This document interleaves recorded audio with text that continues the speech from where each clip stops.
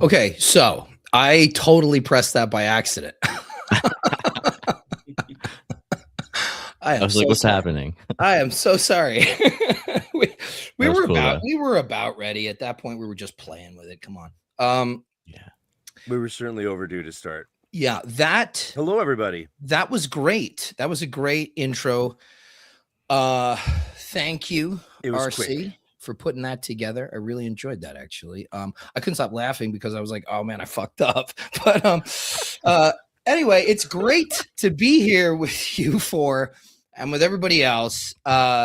This so far has been a real hit for the diehards of each of our sort of relatively modest platforms. So it's just an absolute privilege to be here with the three of you guys. Honestly, I really just I value this is very high value for me, quite selfishly. So, but tonight I'm in charge of emceeing and getting all this done. I still got to figure out how to share my screen, but this evening we're going to be or morning wherever you are.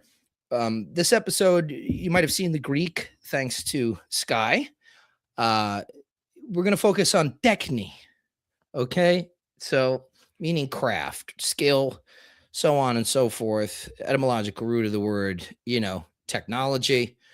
We are going to each present a specific magical technique. And I'm really excited for this. I mean, they put it to me. They're like, okay, you're next. You're going to be, what's your topic? I was like, oh, let's do a technique each. We'll all do that. And then about a week ago, I was like, God damn it. I picked like the most complicated thing that you could possibly like do a 4-way podcast on. But that's kind of, I'm constantly stepping in it. But yeah, I mean, I'm interested to see what you all have to present. Hell yeah. Yeah. What else? Offer something for the peoples out there while I figure out what I'm doing. Yeah, thanks, Ike, for being the front man for this month.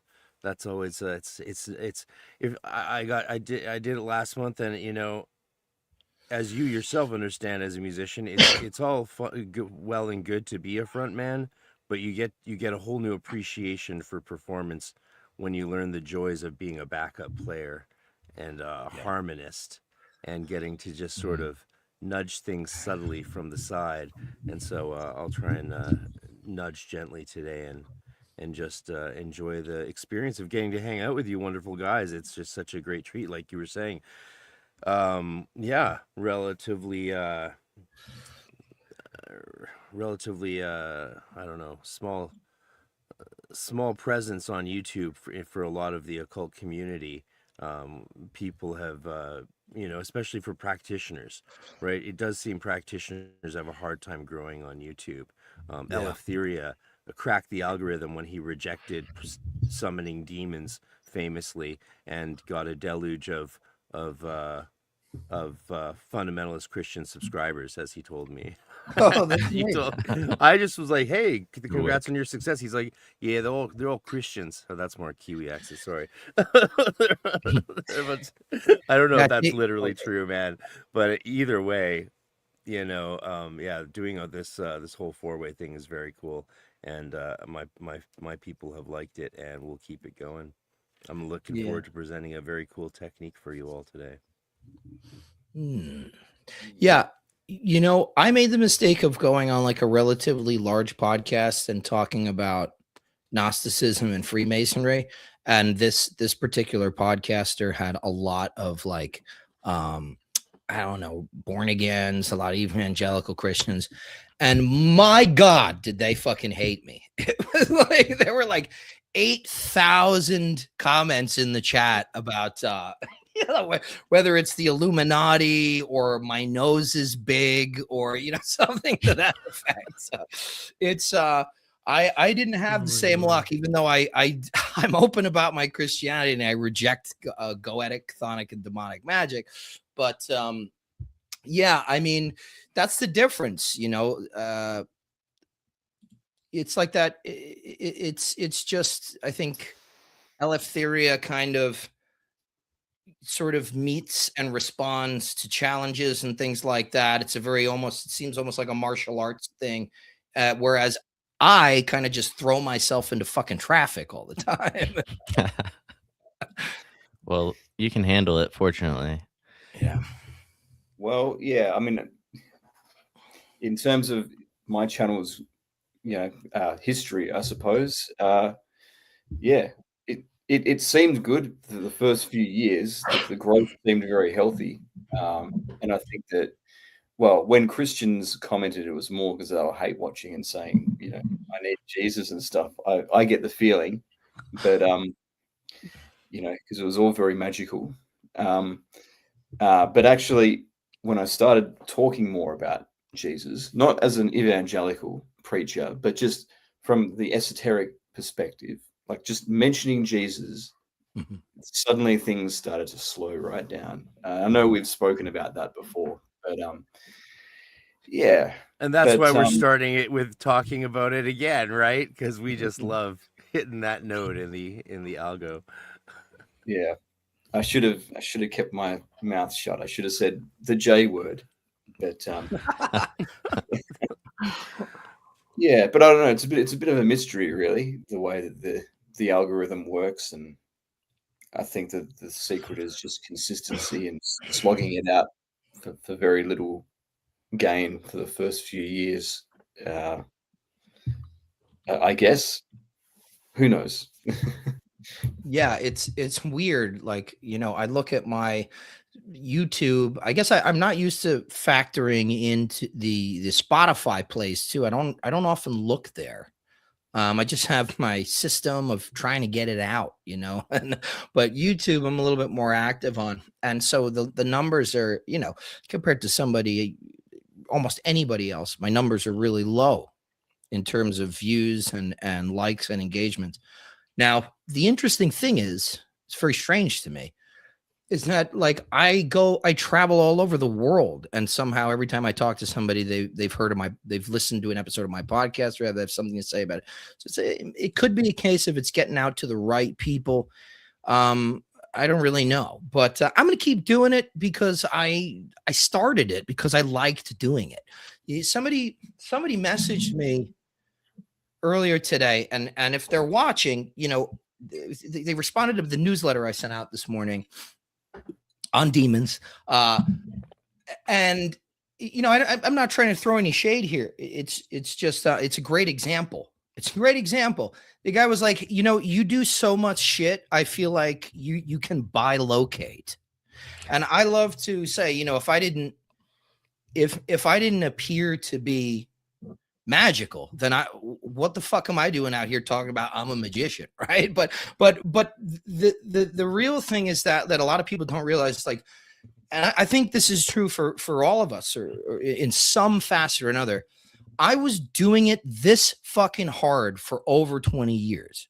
It's just now I'm in front of people. I'm on the internet. So it's like, it's a way of life, really. It's a way of life. That's, if you want to work the way any of us do, be able to speak on all this stuff like any of us do, you can't be a tourist. Like, I'm sorry, this isn't one of those things where you can go and buy all the shit, buy all the gear, and then all of a sudden pretend like you do this. It's like real will know real sort of situation. We're going to prove that tonight with techniques. All right. So I think, go ahead. I do want to say first, before we move on, about Eleftheria. When you first started your channel, I was really nervous you'd get sort of not, a lot of channels just can't get past a couple thousand subscribers and just don't get any traction. I was really worried. I'm always worried when I see new channels come along that I like, that's what's going to happen. And so it was great to see that didn't happen. But I think a lot of it, of the credit for that, does actually have to do with how you approached it and you should get credit for that. It's actually not just all about the algorithm. Your approach of being there on camera, having, like, this is what pulled me into your channel right away, right? This is why I liked it, is because you were just talking face to the camera, giving your experiences, thoughts, feelings, knowledge straight up. And you started doing that at a time when YouTube, apparently we know now, was moving back toward that kind of content. And if you follow their creator updates, you can actually see that quite clearly, that was where they were returning to, away from the flashier, okay, so you can make sort of commercial corporate style production value as a solo YouTuber now. And that caused people to be less interested in that kind of thing. And you were really hitting that, and you were doing it consistently. So a ton of honestly, I think most of the credit goes to you and your courage to put yourself out there like that. Yeah, no, Yeah. I think it's true. It really is true. And for anyone else wanting to do anything like what we're doing, I'd say that's a good way to go. It's something I certainly didn't feel comfortable doing, is just putting myself out there and being as open as you were.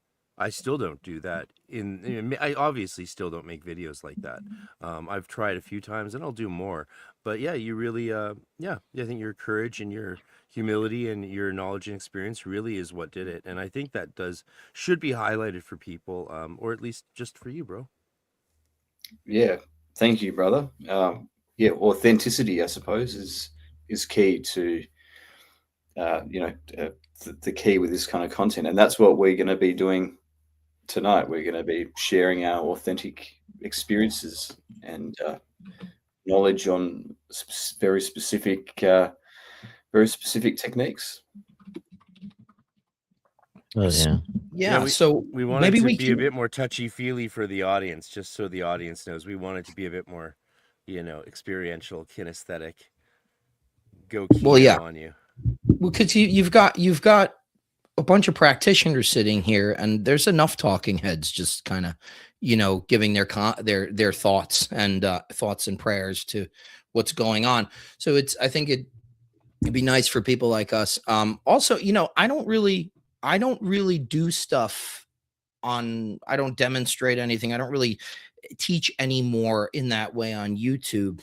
I give courses now, and I teach privately, but this would be nice to just offer something. I think maybe we can go around and talk about, and just really quickly just mention what we're going to discuss tonight. For my part, I'm going to talk about scrying, particularly with an obsidian mirror of some kind. So what about you, Eleftheria? What's your plan for tonight? Well, Ike, my plan for tonight is to talk about a technique from the Lesser Key of Solomon. Everybody knows about the Goetia, but there's actually 5 books in the Lesser Key of Solomon, and one of them is the Ars Paulina, which is like a scrying technique to contact a person's natal angel, which is quite interesting, and I believe a very underrated part of the Western esoteric tradition. So I'm going to be going into a bit more detail on that. Awesome. What about you, Frater RC?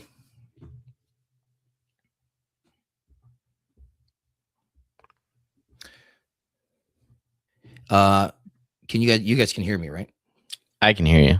Yeah. Okay. Well, how about you then, Sky? Sorry What about that. are you going to be talking about? That's all right. I'm going to be discussing astral projection and etheric projection. And Okay. I'm going to talk about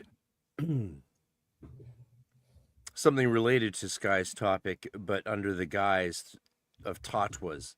And it'll be also in the form of a tribute to a recently departed great adept that some of us have known and or at least heard of. And our last conversation before he passed recently was on the topic of Tattvas.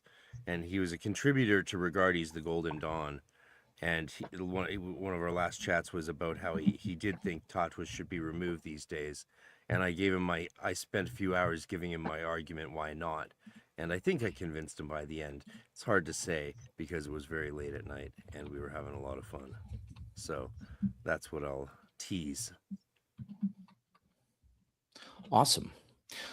So this is a pretty this is going to be an intensive night, so we might as well get started, because I don't know how long these presentations are gonna take. I'll be looking at questions in the sort of aggregated chat here that we have. It kind of feeds us certain comments from each of our channels, but we're going to save all the questions to the end so that everybody can kind of get through their piece.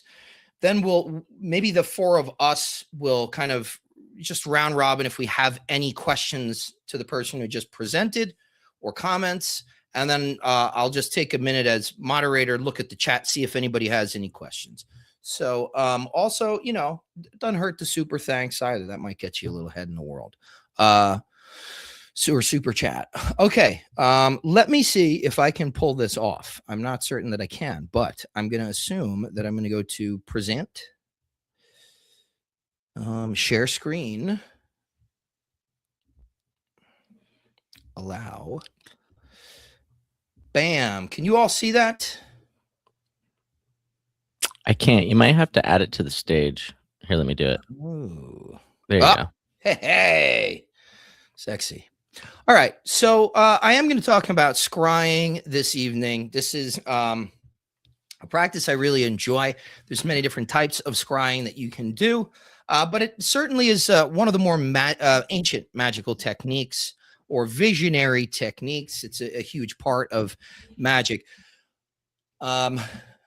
dating all the way back to at least the PGM, right? The Greek magical papyri. So we're talking about several centuries BC and several centuries CE, particularly in and around the areas of Alexandria, Egypt, and even Thebes, actually, which is modern day Luxor.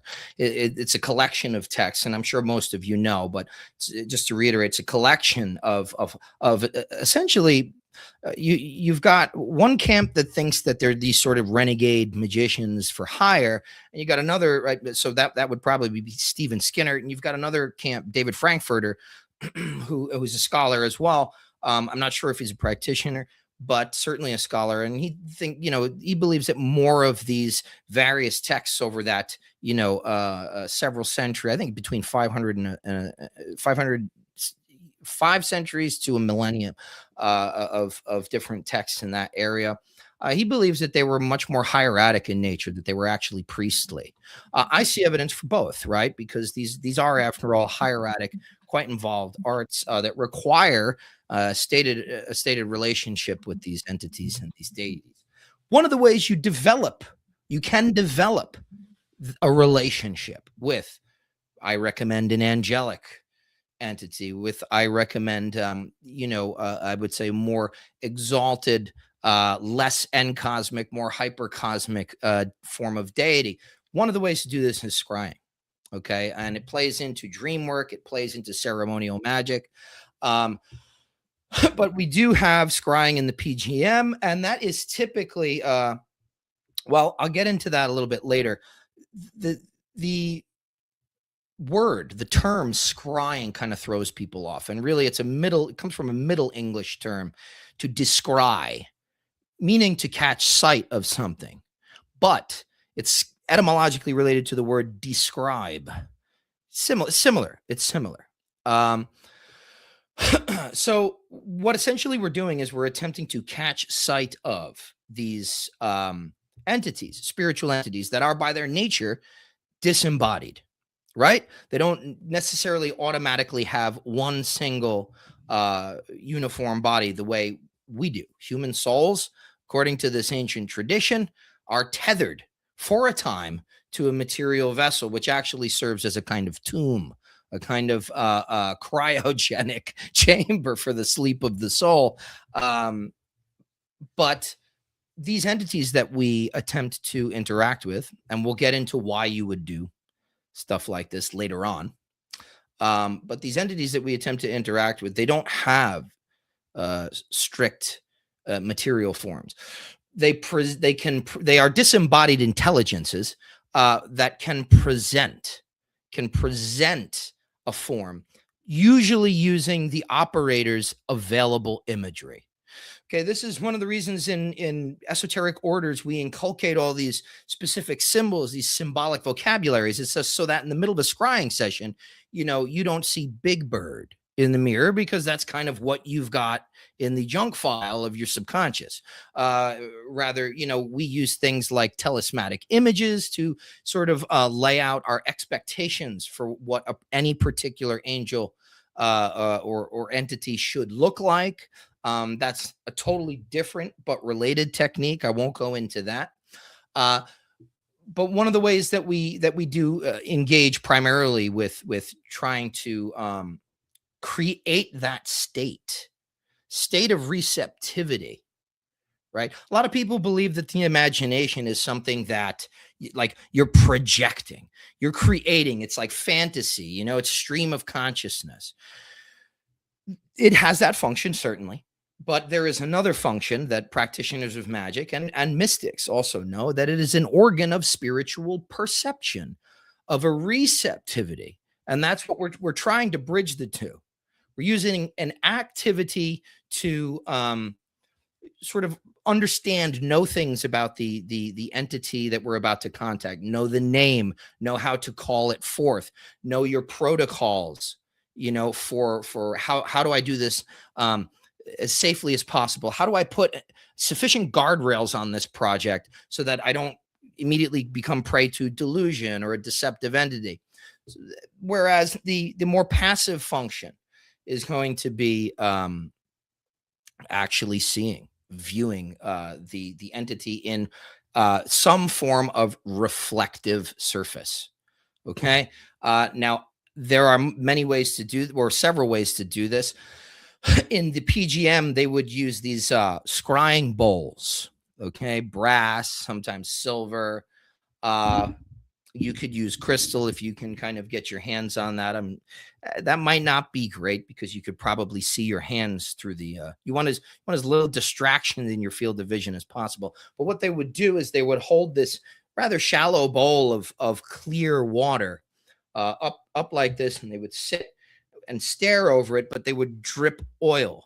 There would be many times they would just use olive oil, drip oil on the surface. It creates this sort of hyper reflective sheen and kind of intimates specific shapes and things of this nature. Iamblichus would have described something like this as the oil and the water working together to trap the light, to draw in the light to the surface of your scrying bowl. You are most likely all familiar with the crystal ball, right? I went to Atlantis bookstore in London. I went there 2 years ago, and I got to see they have quite a collection of original Golden Dawn items, and I got to come this close to Dion Fortune's original scrying ball. It was absolutely incredible. However, I don't use the ball method. It don't work for me. I just kind of like, I can't get into that receptive state. What really works for me is I have a 16-inch polished obsidian mirror that is concave. And I keep that wrapped in a linen cloth that is specifically black with sigils embroidered on the inside. Believe it or not, not the outside, the exterior of the wrappings, but the interior. And then I keep that inside a locked case, because effectively, anytime you utilize and consecrate, really by use in many ways, consecrate this kind of device, you're creating a window into another world. Okay. And that's effectively what it is. We'll get a little bit more into that in a minute. Oops, I always do that, gang. There we go. Okay. So I'm not, I talked a little bit about this. This is from a presentation I gave a couple of years ago at Esotericism and Freemasonry. I gave a workshop on scrying. I'm not going to go through this whole thing, because there's all sorts of juicy bits that you can learn from me, but not for free. And this part kind of this slide serves to attempt to explain the function of the imagination as an organ of spiritual perception. This is not entirely just complete strict psychological stuff going on here. It's not just you casting an image, and you know, like a lot of the Jungians would say, well, what that image says is meaningful to you, and it's reflective of your subconscious. That's not what we're doing. And when you have the experience, when you have the phenomenology under your belt, you understand that this takes on an autonomy that is existentially jarring, startling to your like how you understand your reality. The only thing that I remember thinking the first few times is how is this happening? I'm not thinking this. And there is an objectivity to whatever is appearing, whatever you call forth. Is that going to happen right out of the gate? I don't know. There are ways to test for delusion and things of this nature. So you're going to hear me from now on referencing the imagination as the imaginal, right? Because I want to separate the rest of this presentation from the negative stigma of the imagination as something that is fake or contrived or self-generated. I'm going to use it in the way that Henry Corbin, the great religious scholar and translator, he fitted this term. He didn't coin it, but he fitted this term in an academic milieu while he was translating ancient Iranian sort of spiritual, metaphysical texts. They might have been Sufi, actually. I can't remember just now. And he said, you know what? The imagination just does not cut it. It does not cut it. There's too much there. So I'm going to call it the imaginal. And it's a faculty now. As a matter of fact, in magic, it's one of the 4 powers of the soul. So some famous scryers, at least in the Western world. John Dee was actually not a scryer, but he is most commonly associated with these scrying sessions. He was a great ritualist, a great scholar, a great occultist. However, not a great scryer. He had to employ people to do it for him. Most of the time, he had Edward Kelly come in for the angelic communications. And I'm sure you guys all know the story there. Frederick Hockley is another one who's very underrated. His works are kind of collected in the Rosicrucian Seer.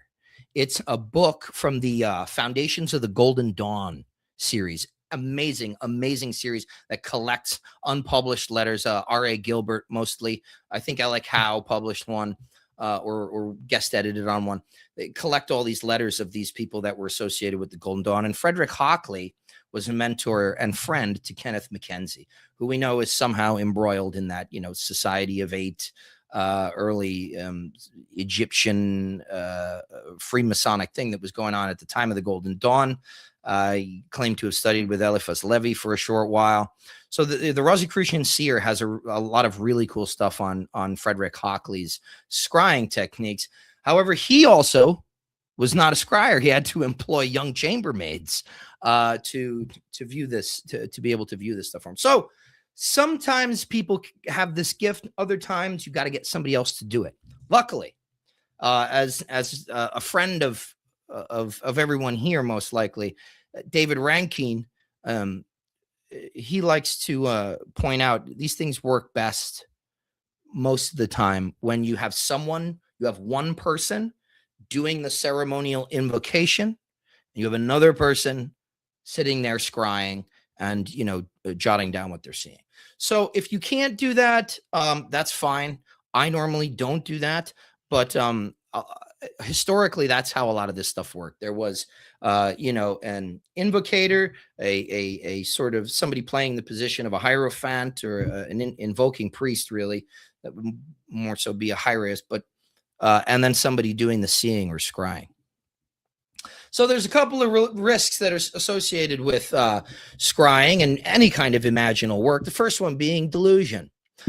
You might follow yourself down this really interesting, subtle, persuasive, dangerous psychological route that somehow makes you feel like you're some grand special wizard who is now in the company of the august company of angels, things of this matter, when in reality it could all be pure fantasy, which again is not what this technique actually is, if it's to be efficacious.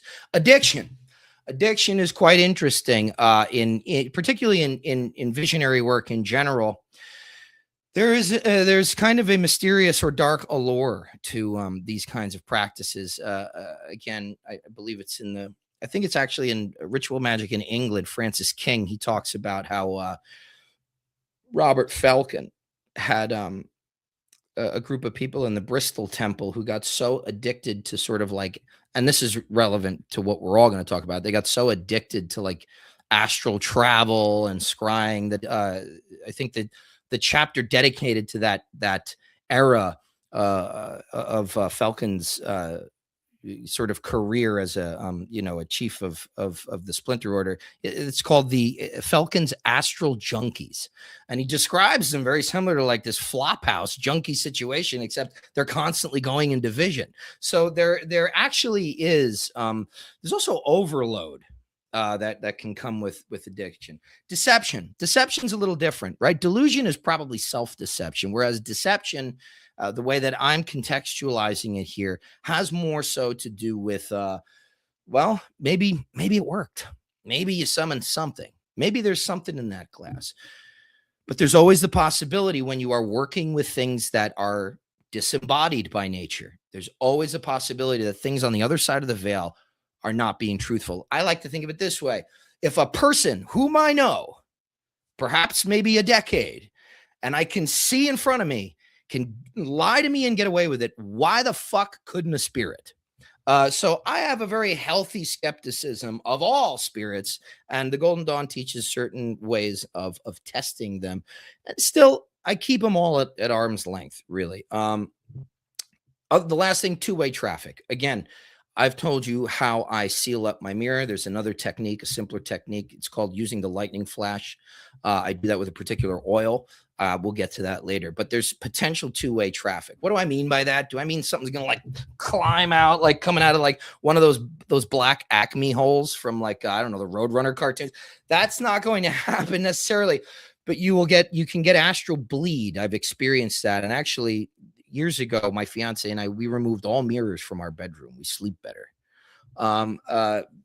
These are potential portals for somebody that is more active and does this work, and it can create astral bleed. Things can seep into your dreams, and that might sound like fun for somebody who doesn't do this all the time.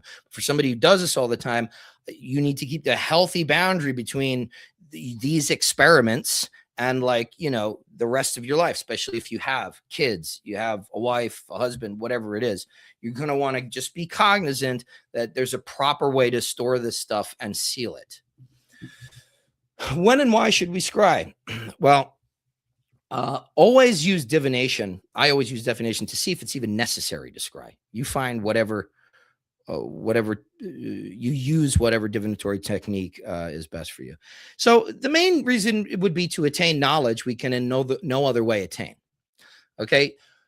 Another reason is to approach a deity or other spiritual entity. Why would we want to do that? Well, if we're thinking about this theurgically, there should be a divinizing effect. And this is just kind of like a Zoom call. You'll eventually get in a room, so to speak. But first, these are usually preliminary. When you want to draw in and begin working with a deity, an angel, some form of spirit, you want to first use this buffer. Why? We'll see, because this is contained. There's actually a magical container that your scrying device goes into, and we're going to discuss that. To obtain theophany, from the Greek word theophania, the revelation of the deity when other measures have not been forthcoming. So if you've used fluid condensers, if you've done ceremonial magic and it's looked like there's a goddamn grease fire in your oratory because of how much incense you've burned so that you can give it some sort of, subtle mass to take form. If you've invoked an angel or a spirit for your dreams and none of that has worked, then you try scrying. There are considerations, the first and foremost being mental health. If you have a history of mental illness of any kind, I do not recommend you ever do this, period.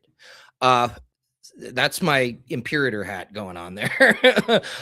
Lunar cycles. Now, well, here's the thing. Mental illness, it's dicey, right? Because that could be depression. But if you have something that's relatively severe in terms of identity, if you disassociate, if you suffered from schizophrenia, if you have a sort of manic disorders, even something like bipolar, I would encourage people to not play with this stuff. Lunar cycles. Best time to scry is in the waxing or full periods. Okay.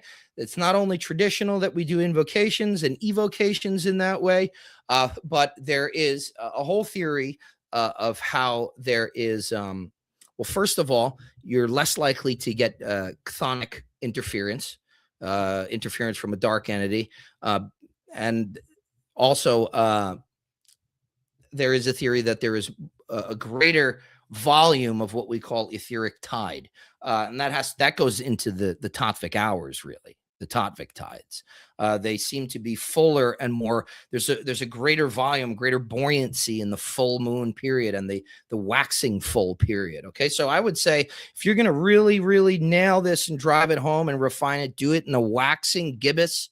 Or you've got like a 3-day period for the full. Understand this kind of vision work, this kind of magic is the energies that you're working with, the things that you are rousing in your psychic faculties. They have an etheric counterpart. It's like trying to move one side of a coin without moving the other. You move the imaginal, you're moving the ether.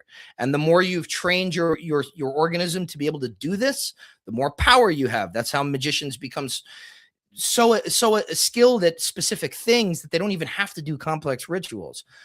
But this energy is specifically, it's the same energy as your sex drive.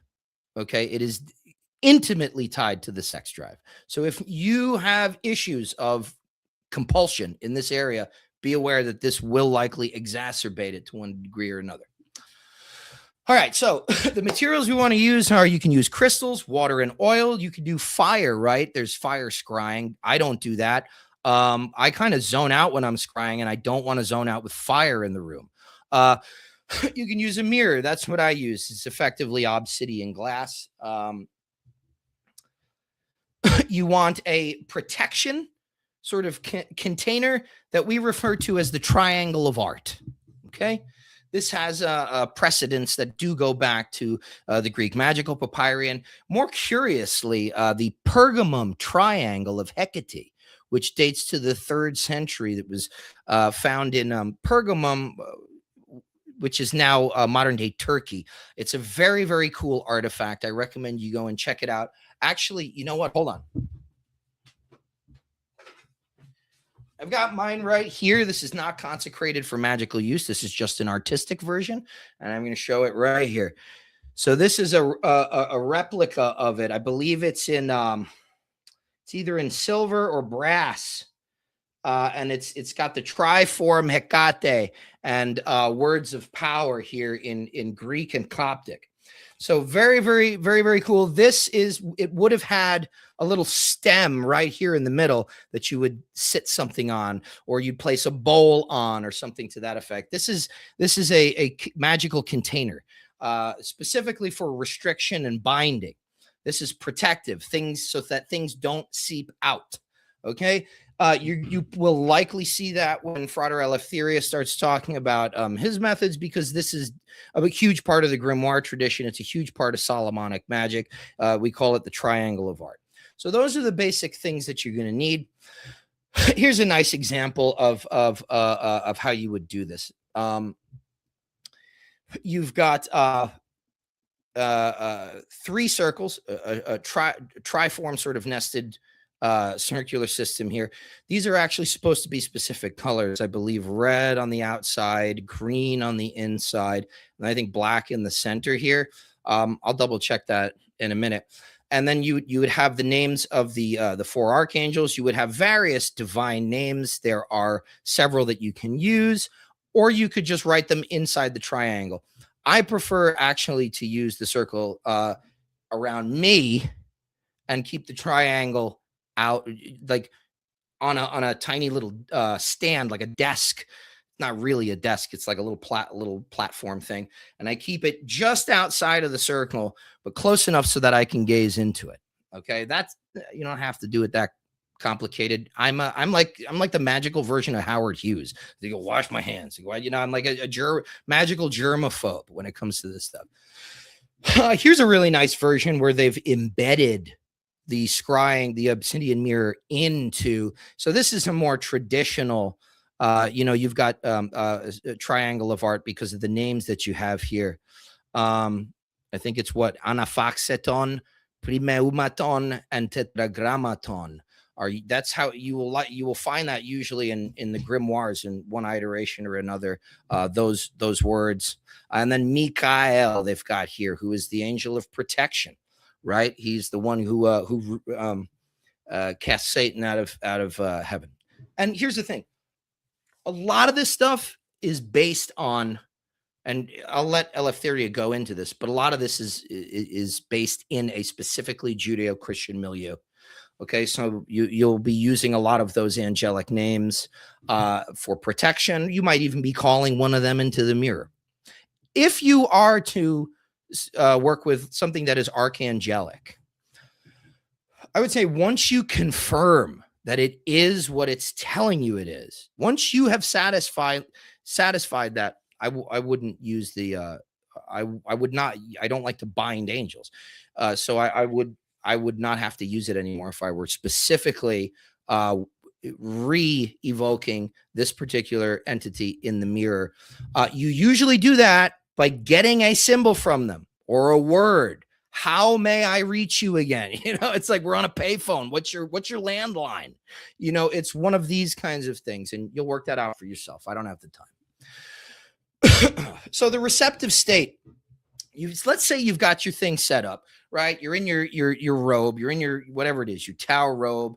I like to use my priestly vestments. I have a clerical ordination in a line. I will use the stuff that I would use for exorcism in terms of regalia, and then I sit, you know, do all my fumigations. I use hyssop and consecrated holy water to asperge, and then I would sit down. First I would do my ritual techniques, and you evoke it from the mirror. You're calling it forth using various names and formula, and then you sit. And this is going. You don't just call these things once. You call them till they come, one way or another. Okay, it's not this thing where it's like, well, I've put it out into the ether. You call them until they come. It's like if I really need to get in touch with RC, I just keep calling him till he picked up, you know. And look, and sometimes they're not available, so you leave a message. You try again at the best next time. You know, doesn't necessarily mean that you suck at magic because your first time you didn't get anything. Try again. See what you did wrong. Writing all this stuff down in a journal afterwards is super important to check and see, like, well, okay, what was the chain of signal? Where did I go wrong here potentially?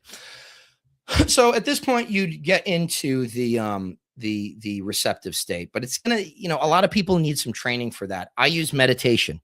I like mindfulness and body awareness types of meditation. They tend to really, really get me to that point where I'm receptive, meaning I kind of lose sensation from the neck under. And at first that can be a little scary, but you just got to let the body go. Just be okay with it. It's part of feel the fear and do it anyway. This is part of you, especially when you astral travel.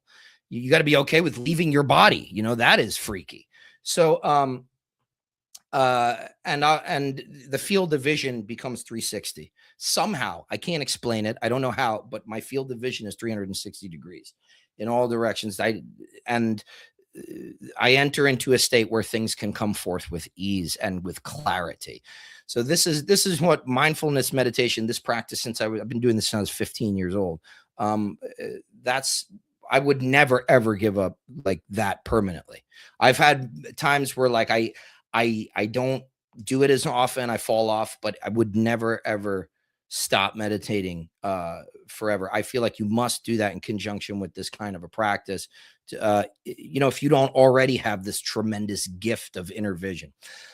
Astrovision, right? You're going to be using the imaginal. Energy work also helps. I wrote a book about it, Etheric Magic. There are postures you can use and ways that you can stimulate the energy of what we would call in Chinese medicine yin tang, and what is essentially the third eye in the Western tradition. You can use mantra to drown out the noise. I'm not going to give you a mantra, but you can find one. I mean, sometimes it could just be the name of the angel or the name of the entity that you're invoking. Fasting is extremely important for all this stuff.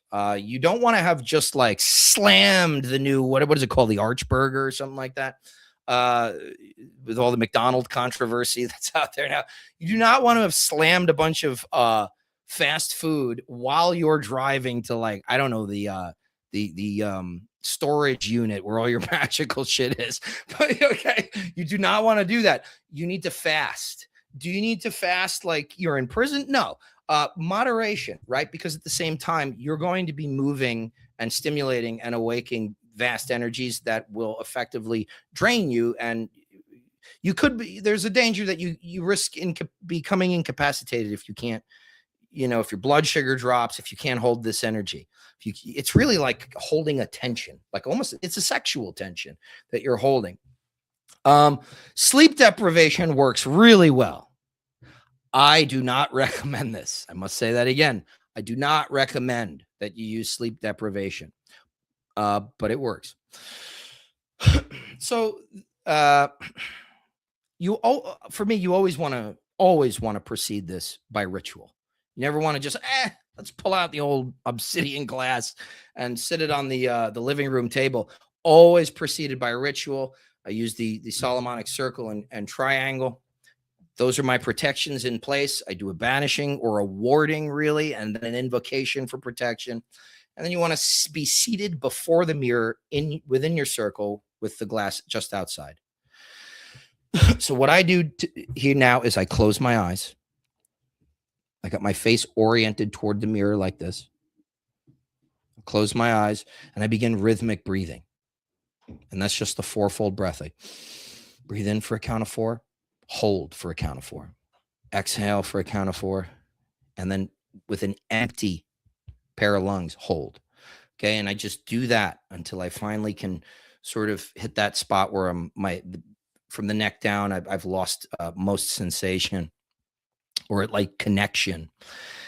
You can use mantra at that point, calling the angel's name or whatever you're invoking. Then you want to open your eyes when you're ready. And you don't want to look. What you're going to try and do is you're going to try and activate your active vision and be looking for it the way you would be like, where did I park my car? You know, like hyper vigilant, kind of like what. That's not the way this works. The way this works is that you soften your gaze as if you are staring, because the thing is not actually appearing in the mirror. The thing is appearing to you in the eye of your mind. You are using this as a prompt and as a canvas on which your imaginal faculty will contact and be able to successfully have this thing come into view. And you just soften your gaze and continue to call and continue to breathe. You don't want to get worked up. Now, before we go into testing the entity, what I would do also at this time is I would have a pencil in my hand. Okay. I would have several pieces of consecrated paper. And if and when I did make contact with the entity and I began to ask it questions, what its name was, so on, of its nature, if it told me anything it told me, I would be writing down.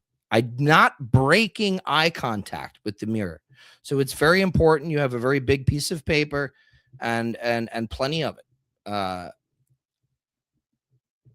You could develop a shorthand. That seems a little involved for me. So there are various invocations, prayers, and forms of interrogation that are associated with testing the image and the entity. There are specific symbols. The first are geometric. Okay. You can use the cross, the rose cross. Okay. Some people choose to actually have a crucifix and show it to the being in the mirror to see what their response is. Others simply trace with a wand or a dagger in before the mirror on its surface, as it were, without actually touching and scraping it.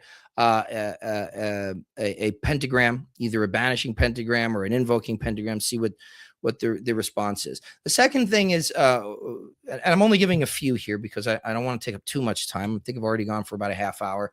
But the next set of symbolic tools that we're taught to use in the Golden Dawn are the Hebrew double letters, specifically the ones that are corresponded to the planets. Okay. So you have you would inscribe these before the image. And now I'll just say this: if the image sort of dissipates, or if it becomes hideous, or if it becomes aggressive, or if it just completely fades, something was not where you wanted it to be. Okay. Like something was wrong. You didn't necessarily do anything wrong. You did something right by testing it. Now, if you inscribe one of these before the figure, the Golden Dawn papers say that if the being is true, the image will become more vivid. I haven't necessarily have had that experience an overwhelming amount of times. Normally, just nothing will happen. It'll stay strong and nothing will happen. Okay, so you would use the following letters to test for each. Bait, right? So the equivalent of the letter B, Mercury. This is for intellectual untruth, typically lying to yourself. Is this a delusion? Gimel, the correspondence to the letters C or G. This is a lunar symbol, and this has to do with trouble with concentration. And I'm getting all of these directly from J.W. Brodianus of the Golden Dawn. Daleth, the equivalent of D, corresponding to the planet Venus, enticement or pleasure, or enticement of pleasure. What did I say about the psychosexual energies? So if you see some, if you're calling forth Hecate and you see some Venusian nude sort of sensual look, and you could laugh, but it happens. I would test it immediately with Daleth, or the planetary symbol of Venus, and to see if this was, I don't know. It's I am but a man. I'm a hot-blooded man. Kaf, the equivalent of the letter K, planetary correspondence is Jupiter. Imagination. Are you creating? Are you projecting this rather than receiving it? That's how I interpret that signification. Pe, corresponding to the letter P and F. Mars, anger. Okay. Let's say you're really pissed off at somebody and you're doing a ritual, either, God forbid, to get back at them, or just an unrelated ritual. And there's some sort of anger in your what we call your personal ruach, which is your psyche. There's something there creating interference and therefore generating a figure that is not true to what you want to be calling forth. Resh, the sun, testing for vanity. Does this make me feel really special that I'm talking with Metatron, the voice of God?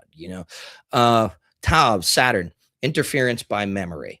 Is this something subconscious that you are creating a form based off of an ex-lover or a parent that you didn't get an overbearing parent, things of this nature. So these are a myriad ways. These are not the only ways to test them, but they're probably the most readily available. Hockley, for instance, has a litany of questions specifically concerning their relationship to Christ. D has that too. Okay, he's got his own ways of kind of stopping every 5 minutes in some of his records to pray in the middle of the sessions and pray to the highest God and invoke Christ. If that's not your path, right? I don't need everybody to be a Christian just because I'm a Christian. If that's not your path, you can use something that's a little bit more, just general and planetary, geometric. There are other scrying symbols. You can use the Tattvas. You can use the Western elemental symbols, right? Fire, air, water, and earth. I would use them in their elemental colors. And then like the Tattvas, you can scry the sub-elements. Fire of air, water of earth, air of air, air of water. Okay. there's a whole system for that. It's a different technique, but you can look into it. Just type the sub elements of the Tattvas or the sub elements of Western magic. You can scry planetary symbols. You can scry zodiacal symbols. You can scry tarot cards, which is a lot of fun. You can use the tarot cards, which is as something we refer to as sharim, gateways. They become this sort of picture that you enter, and you can walk around and observe the astral environs there. Here's a good one for the sun. The last thing I want to say, okay, Kabbalistically, I mentioned something, the ruach of the person, the personal ruach. You may summon something. You may have a conversation. This may go swimmingly, and there still might be one final element, which is the personal ruach, which are the lower 7 planets on the microcosmic tree of life that correspond to the psyche of the person, their interior wants, needs, emotions, thoughts, memories, desires, conscience, so on and so forth. We call this personal interference. And no matter what comes through, there is always a little bit. Effectively, the light of the being, the light of the spirit, or perhaps the information enters and passes through the ruach, the psyche of the individual, and then here grounds itself in the outer persona. As it passes through these planetary spherot, as we conceive of them as psychic powers, psychic elements of the self, they are tainted. They are colored.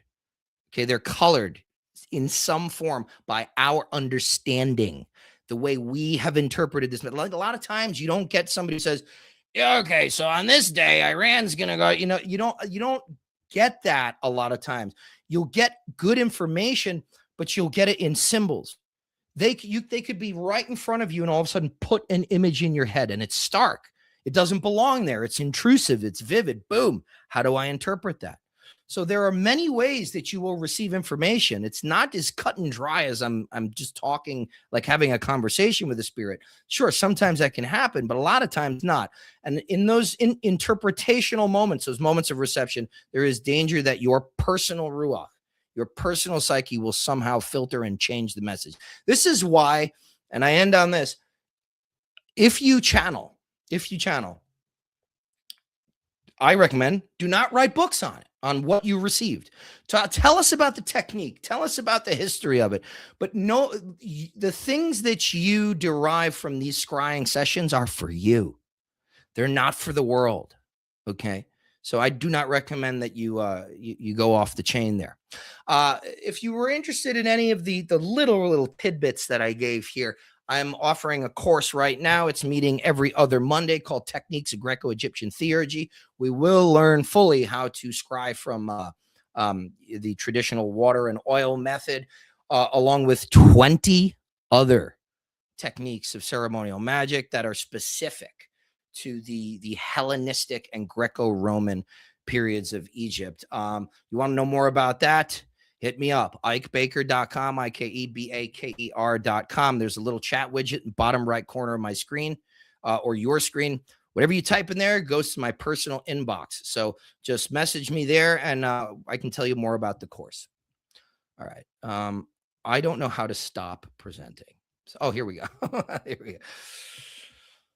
All right. So that was a doozy. I didn't really know what all I was totally going to be talking about, but I just went through the slides and let it fly. I hope it wasn't too much. No, that was great. That was epic. And yeah, thanks. Yeah. Does anybody have any questions? I kept an eye because I know we'll be tight for time today. I just have that feeling. And now we know for sure we will be, of course, because we got a lot to do. But I kept an eye out for questions that were pertinent, so we could just do them. It's a wild chat today. I've put a few people in a timeout. Don't spam people. Don't spam the chat. Come on, let's have fun. But Haide, Theon. Yeah. Theon, meet dad. I see somebody's writing. So the one question that really stood out was someone asked, why did you put astral in quotation marks? And I think that is actually a really good question, because Mhm. it's a word we use a lot and we rarely Exactly. define. Yeah. So over to you. Yeah, so that's exactly it. Normally, when I give the full version of that presentation, there half the audience is assuming I mean one thing, and half the audience is assuming another, because we come from even though we're a small-ish community, we do tend to come from vastly different traditions sometimes, or at least traditions that are interpreting the same or similar material in vastly different ways. So a lot of people think when I say astral, I mean like the body of light. Okay, if you're looking back at the ancient Greek, sure, astron, right? Plato and Aristotle say that the soul is of a starry nature; it has a starry vehicle. That's not the way I'm using it, and this is what happened when you hear when you read Eliphas Levi talk about the astral light, when you hear Blavatsky talk about the astral bodies and things like this. They mean that starry kind of what I call the etheric field. Now, after Blavatsky died, right, she appoints Alice Bailey, but a Leadbeater and Annie Besant kind of challenge Alice Bailey's authority as the successor to the Theosophical Society, and they begin writing all these treatises that become wildly popular. I mean, I still recommend, even though the guy was a pervert and he was probably a pedo, I still recommend people read what Leadbeater wrote on the chakras. Haire theon miter polionime kaligenithle haire ekati. Oh, okay. Why are people writing Greek in the chat? Okay, so to get back on that, what they do, what Besant and Leadbeater do, is they start using astral in a different way. They're not talking about the etheric anymore. They reorient it to the imaginal faculty. And when you hear Dion Fortune, when you read Crowley, when you read Regarty and the later traditions of these people were extremely influenced by theosophy, extremely. You couldn't not be. When you hear those writers, the sort of second class of the Golden Dawn, really Regarty, Fortune, so on and so forth, when they say the word astral, they mean the imaginal, right? There's an astral plane. That is the plane of the imagination. Part of it corresponds to Yesod on the tree of life. So I usually put that in quotations to say, okay, it used to mean one thing. In modern parlance, like post Blavatsky, most people working in this milieu are actually referring to the imaginal. Hope that answers it.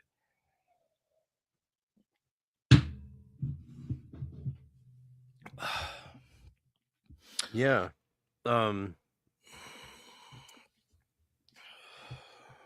I really enjoyed a lot of the things you talked about. You covered a lot of ground, so it's hard to pick anything to go back and forth on, really. Yeah, I mean, I went over. Yeah. Well, it's okay. It's okay. I mean, hey, the reason we have a structure is the same reason we have a set list, so we can ignore it if we need to, and that's all right. Mine can be shorter. That's totally fine. So I'll take the hit on time if we need it, and I can go last even, so that you guys can have as long as you want, Sky and Eleftheria. I'll hang to the end.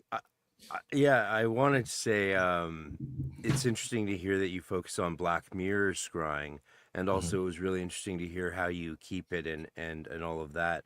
I'm one of those rare copper bowl scryers, actually. I hammered out a copper bowl in shop class in Waldorf school in like grade 9. Wow. And we were all, the teacher actually gave us all squares of copper and a hammer, and you just that's what we did for many weeks. That's we amazing. Just worked on our copper bowls. You start in the center, start hammering in a circle, and it's a square, but by the time you're done, it's circular. And here, I'll show you what I did, actually. I don't mind showing mine. It's not.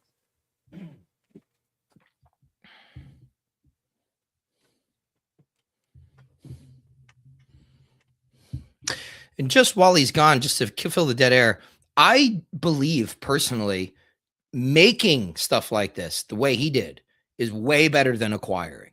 I'm not saying acquiring is invalid, but I'm certainly saying because he made this thing, that is going to be a potent thing that is connected to him, for the rest of its life. Yeah, I love it. Thank you. And the reason I was surprised, so it was so interesting actually how it was almost like if this happened to me now, I would see it as, the angels doing it or the spirits doing it, because I had just recently seen that old film, which is a good one, of the old Nostradamus movie, and he was using a scrying copper bowl, and he had a ridge on it, and then he had the water in it, of course, and I think he was using herbs, a lot of nutmeg and stuff. Anyway, so I modeled it off the one I saw in the movie because it was such a powerful film, that old Nostradamus film. And so here it is, and so here's the back side of it. So there you go. It's not huge. It's not huge. Doesn't need to be. And so, and yeah, that's what I've been using this since 1994 for scrying. Amazing. And, yeah, a lot of kids didn't take this project so seriously, and I think my woodshop teacher, Mr. Gunter Schneider, yeah, that's his name. Been a long time since I thought of him. He was probably very surprised how seriously I took this project. But I ended up getting more into workshop class and finished my graduation project. I carved a 8-foot tall Celtic cross crucifix that I then crucified myself to for my graduation project. It was a fun time. And so this is the scrying bowl I use. I fill it with, special water if I can.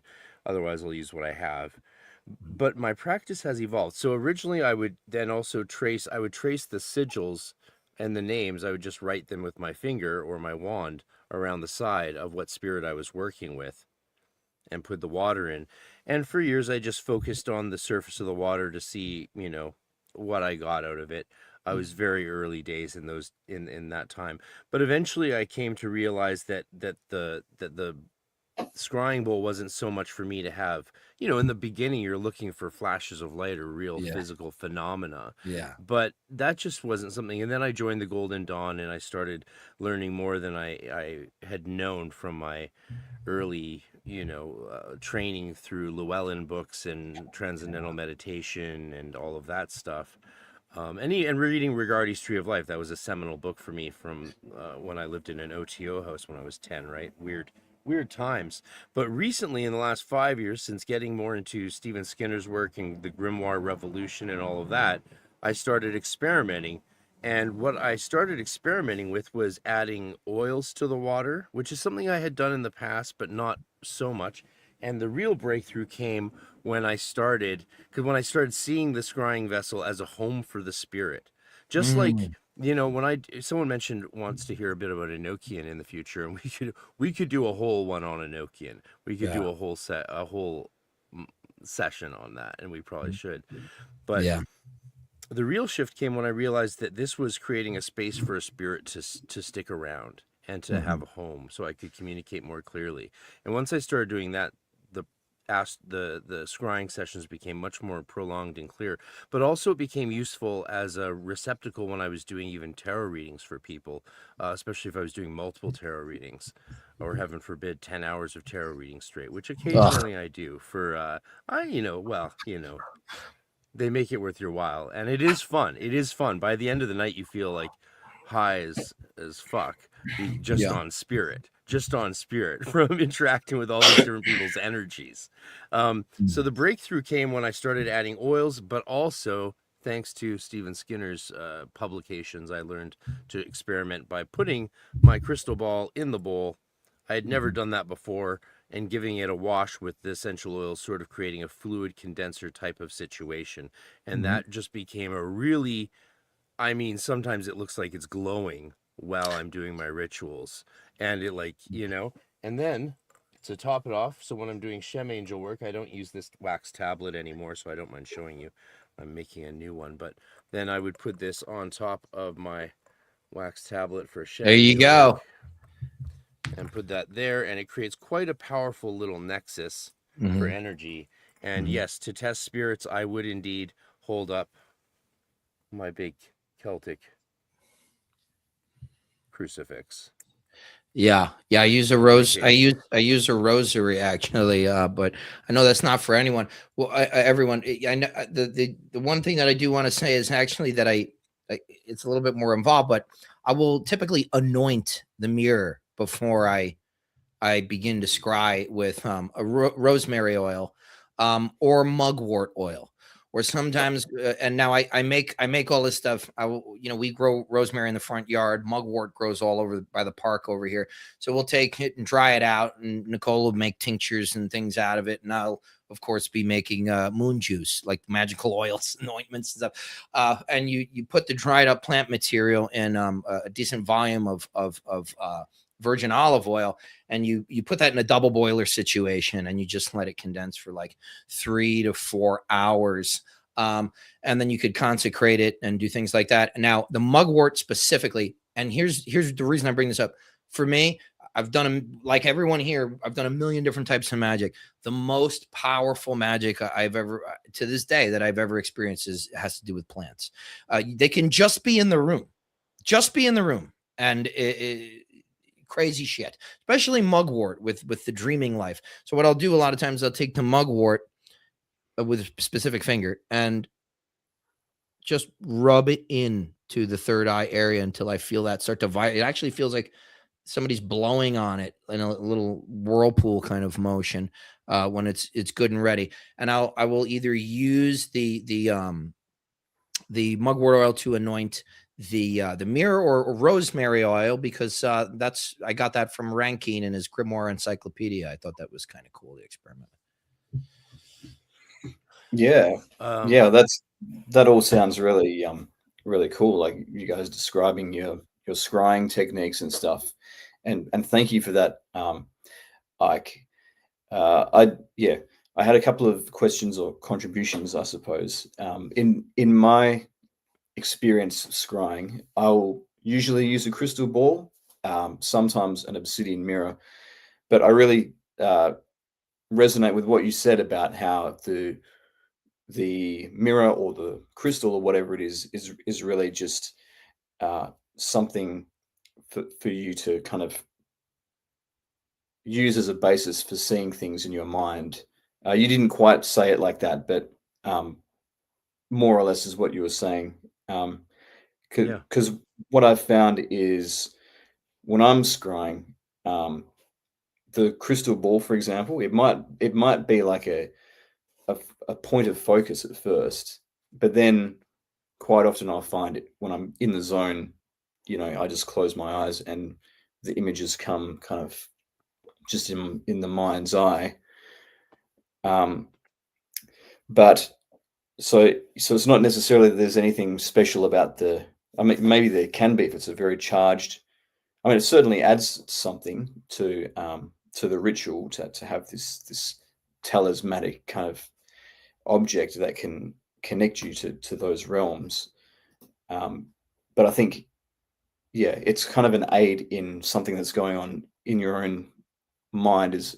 That's at least in my experience.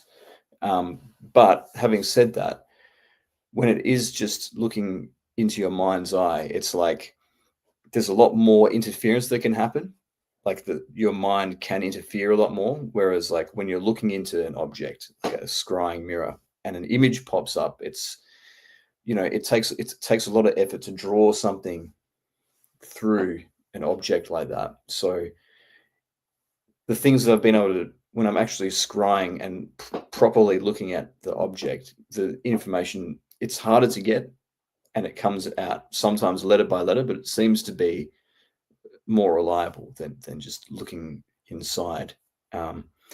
So I wondered if you had anything to say on any of that, and also just in terms of when we receive things, when we receive information, it being personal. I think that can be true a lot of the time, but sometimes I feel the spirits do want us to share things with other people, and they usually tell you if they do. but also that's kind of what happened with Dee and Kelly. When they were receiving the tables of Lower Gaiath, they said, this will restore the holy books. So like the implication was that they wanted that information to be shared. But I think it can be wise to keep information like that under wraps until at least the appointed time when it's appropriate to share. But well, yeah, and Dee and Kelly didn't have Facebook. Like that's like a major thing is the virality of stuff I found that it can really, things can get out of hand now in a way that they just couldn't have in the past. And but it's all, yeah, I totally agree with what you're talking about in terms of it's all of this stuff, even like the correspondences of the Tree of Life. It's all scaffolding. It's scaffolding, now one of the, and I want to toss it back over to you, Frater Eleftheria, after I say this last piece, because I'd like to hear how I think you mentioned in the chat that what you were going to cover would dovetail nicely with what I just talked about. So maybe you'll go next. But I had through guided visualizations with the temple chief of my Golden Dawn temple, way back when. Very, very early, we did these trainings where we would, use I was doing path working as a neophyte, and that kind of stuff. And I remember the first time that I was introduced and I had this experience, on the astral or in the astral with a sort of I hate using this word, but like a spirit guide, a teacher, a tutelary spirit. And, I couldn't even understand how this thing, which was in my mind somehow, had just the most complete autonomy and this vividness that was almost threatening to outshine my vision. And all I could think was, I am not thinking this. Now, years later, I'm reading, studying, poring over Iamblichus, and I come over a little piece. I come upon this little piece that he writes in De Mysteriis. Actually, no, it was in De Anima. It was on the soul, and he's talking about what happens when you purify specifically your etheric vehicle. You increase your epididiotis, your receptivity to the gods when you purify the etheric vehicle. You become able to receive them better and more fully. And the way that you receive them at first is in what he calls the fantastikon, which is the imaginal. And the way that he describes it, give me chills, right? Just recalling it. He says, the mind and attention follow what happens because they are not seized by the divine. That's me saying, I am not thinking this. My mind and attention are following what happens. The next line is from Iamblichus, but the fantastikon, the imagination, is seized by the divine and raised up above what is ordinarily human. I've got the chills just saying that, because now this is somebody writing like 1700 years ago of exactly what we're experiencing today. So yes, absolutely. That's what the whole point of me saying that, like, the imaginal is a power of the soul, and things like scrying mirrors, things like, whatever it is, fluid condensers, they're aids to becoming adept with these things.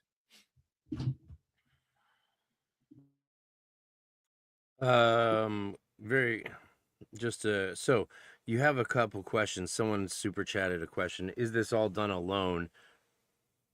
I mean, I can answer that. I mean, definitely not. It can be done alone, but there's a reason people use scriers and do it in groups. And someone, occultology, thanks for the question. Yeah, when I talk about fluid condensers, I am talking about the same thing that Franz Barden is talking about. And the reason they're called fluid condensers was because they saw it as condensing the astral fluid that would give body to the spirit, so we can interact and experience it. Yeah, and then there's a lot of other questions, of course, but not all on point. Well, maybe let's get to Eleftheria's piece because we're at about 9:30 It's here. been an hour and a half. Yeah. We have to fit 3 of us into the next 30 hour and a half, so we can do it. I can mine can be short and sweet. I can keep it tight. Well, you're a very sweet man. Oh, Okay. No. I mean, I think potentially I can keep mine relatively short and sweet as well. So, am I on? go for it, brother.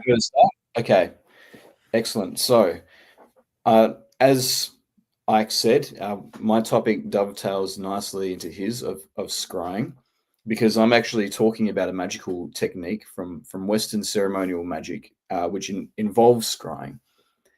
There's sort of a ritual setup, and then the central piece is using a scrying crystal, similar to Enochian magic.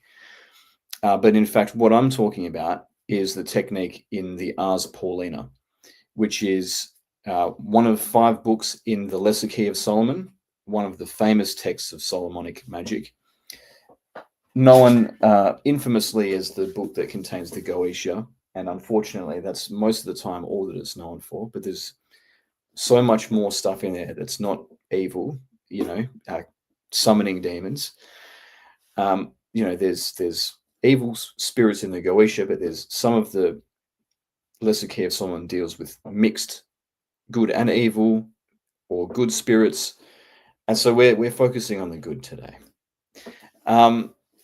So people asked me in the previous SYNAXIS about my editions of the Greater and Lesser Key of Solomon, what translations that I refer to, which is part of my motivation for looking into this more deeply, because I feel like I didn't answer it as well as I could have, because it's been a few years since I've looked seriously at this stuff.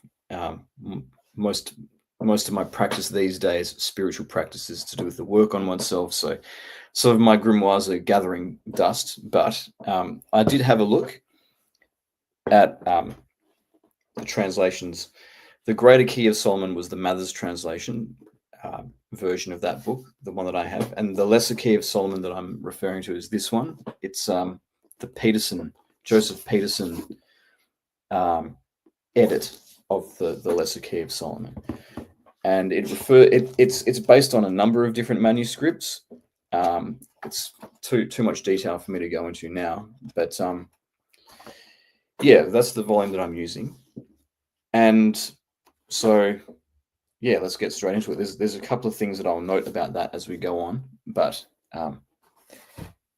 so just where was I? Okay, so we're talking about the Lesser Key of Solomon, the different parts of it, and then the Ars Paulina is the 3rd book of the Lesser Key of Solomon. And there's 2 parts of the Ars Paulina, or the Art Pauline of King Solomon, as it's also called. And so the first part is about contacting angels of the hours of the day and night, and there's different talismans for doing that. And then the second part is about establishing contact with one's natal angel, or at least one of the natal angels that you can find. Agrippa gives a different technique for finding a natal angel to what's in the Ars Paulina. But the second operation, contacting one's natal angel, is what I'm going to be talking about. So there's this idea, in Western ceremonial magic, through people such as Agrippa, that we have a personal angel, a personal daemon, if you will, who's represents our higher spiritual genius in some way that we can contact and get information from for our spiritual development. And astrology is one method for finding that daemon, because the stars represent the heavenly influences, and the different placements of our chart represent the specific influences on our life. That's basically the theory behind it. And so I want to make a note about this quickly, because this sounds similar to the idea of the holy guardian angel, but I want to actually argue that it's not. And one feature of this particular version of the Lesser Key of Solomon is that in the conjuration that I'll be going through. It describes it as the conjuration of the holy guardian angel. But actually, different manuscripts simply call it the prayer. So I'm not exactly sure where that comes from. I've got to do a bit of a deep dive into how that got associated with the holy guardian angel. But I think that this is a different idea to the holy guardian angel. The holy guardian angel, as we understand it from the Book of Abramelin, for example, is much more above astrological influences. It's a much more pure heavenly kind of daemon, if you will. Whereas this is to do with the starry influences. It's not quite as lofty. And actually, the Ars Paulina itself talks about the different types of daemon that we have and the different levels of daemon. And so if we go to the second part, it goes through the three types. Bear with me. Okay, so I'll read directly from the Ars Paulina.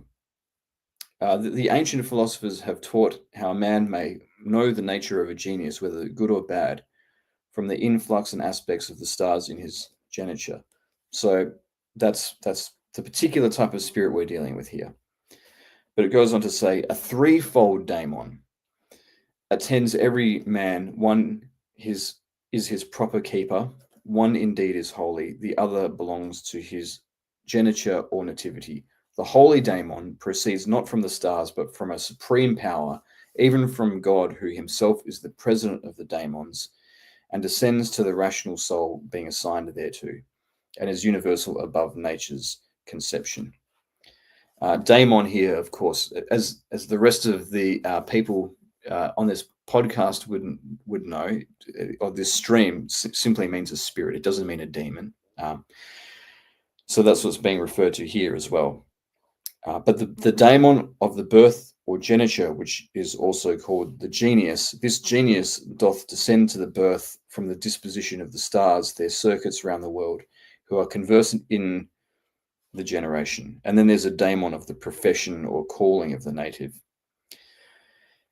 So there's at least three distinct daemons. And so it's interesting, perhaps there's a question of semantics here, because the natal daemon is described as the genius in this text, and elsewhere the holy guardian angel can be described as the genius. So perhaps there's some terms that get used interchangeably that creates confusion. But I would argue that, yeah, especially since here it says that the holy daemon is above the natal chart, that what we understand from other texts as the holy guardian angel is not what's being dealt with here. So I just wanted to kind of clarify that point. Now, how do we calculate our natal angel according to Ars Paulina? How do we get to work? So the natal angel is calculated according to one's rising sign. So there's two methods for doing this. The first, if you know your specific natal chart to the degree, then you calculate it by the specific degree that rising that you have on your chart. And in my demonstration, I'm going to be using the example of somebody who has a rising sign that is where the ascendant is 14 degrees Taurus. If you don't have that, if you just know your rising sign and nothing else, then you can choose one of 12 angels based on the rising sign alone. But if you do know your specific degree, there's a whole bunch of nifty tables in the Ars Paulina with different angelic names. And so what you do is you find the sign. So, for example, Taurus, and then you find the degree. And then, so 14 degrees Taurus is Varbiel in this case. And what's interesting about this table is that a lot of the names are repeated. So straight off the bat, you can see Varbiel is both 14 degrees Taurus and Gemini, and then Ariel is 12 degrees Cancer and Leo. So it's kind of interesting how it does that. But anyway, so that's how you get the name of your natal angel. Very simple compared to something like Agrippa's method. So once you've got that, and really the main bit of information that you have is your rising sign. And once you have that, the book will allocate you a talisman based on each of the 12 rising signs. So then there's a talisman for you to construct. So for Taurus, this one, front and back, to use to contact your angel. And the way that the talisman is constructed is quite interesting. It's made by mixing different combinations of metals. And I mean, if you're serious about metallurgy, maybe this is something that you can achieve, but it's quite involved. So for example, here for Taurus, you've got gold.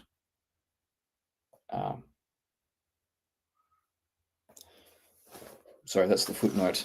Here we go. Yeah, so it's got the planetary symbol for each metal. So you need to know that gold is the sun, silver is the moon, and so forth. And then it gives you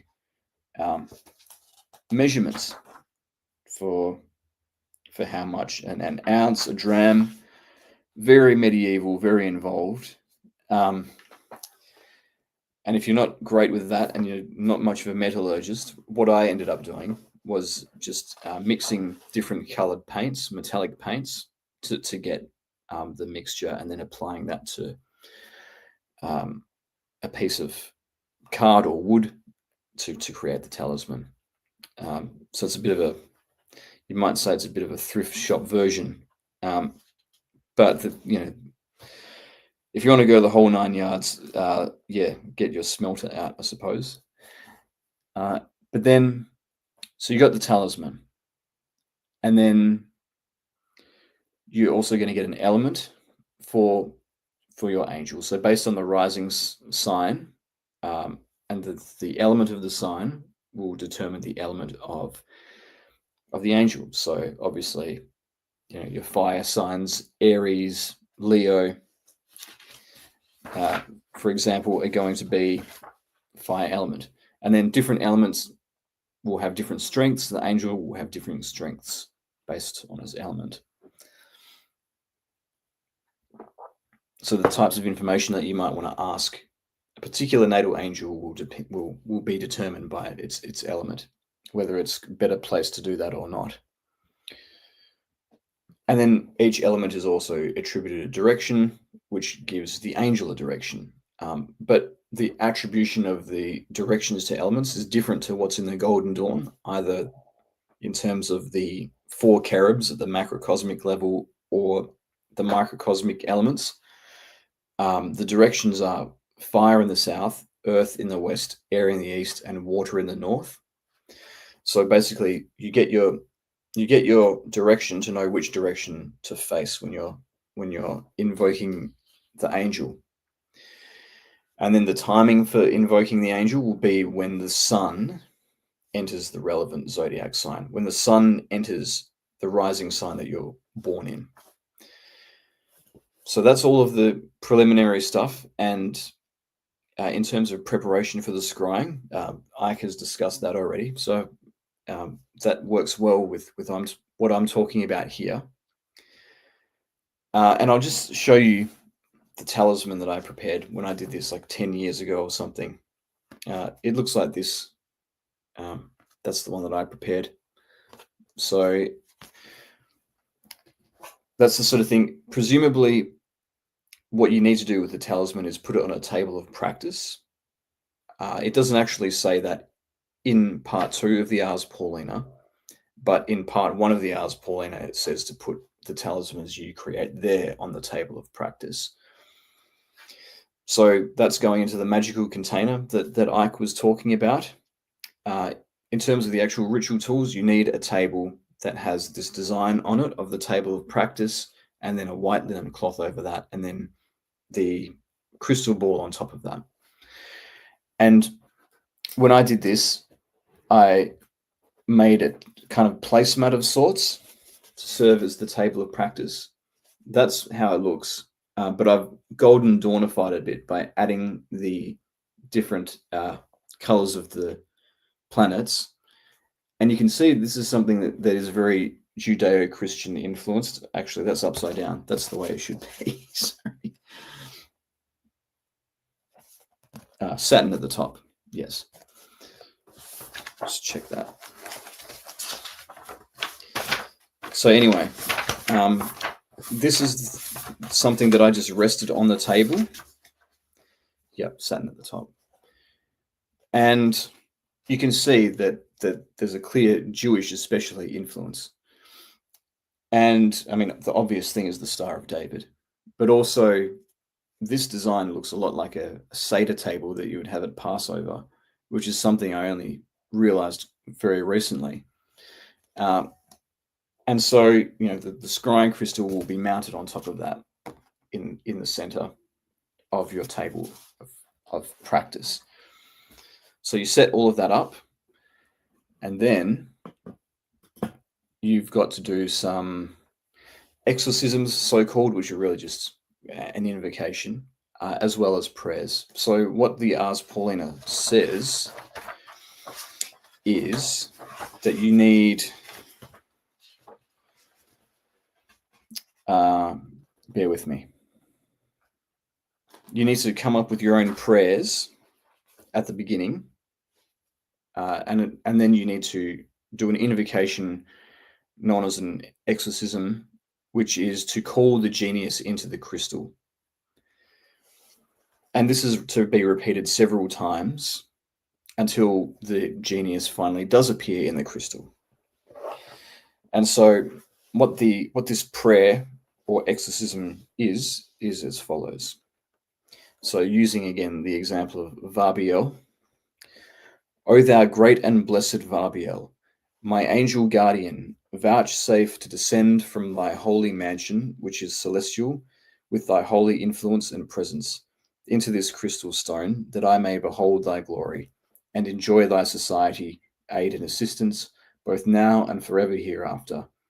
O thou who art higher than the fourth heaven, and knoweth the secrets of Elenel, thou that rideth upon the wings of ye winds, and art mighty and potent in thy celestial and superlunary motion, do thou descend and be present, I pray thee, and I humbly desire and entreat thee, that if ever I have merited thy society, or if any of my actions and intentions be real and pure and sanctified, before thee bring thy external presence hither, and converse with me, one of thy submissive pupils, by and in ye name of the great God Jehovah, whereunto the whole choir of heaven singeth continually, O Mapa Laman, Alleluia, Amen.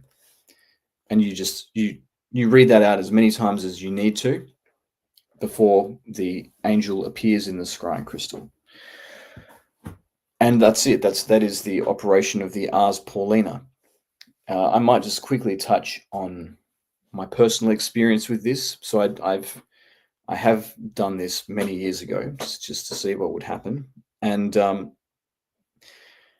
it's not as impressive as, say, contacting something like the Holy Guardian Angel, but there was a lot of quite good information that came through. When I first started it, I actually could make out an image in the scrying crystal of like a little green angel, like a miniature person holding a key up. It almost looked like a little green fairy.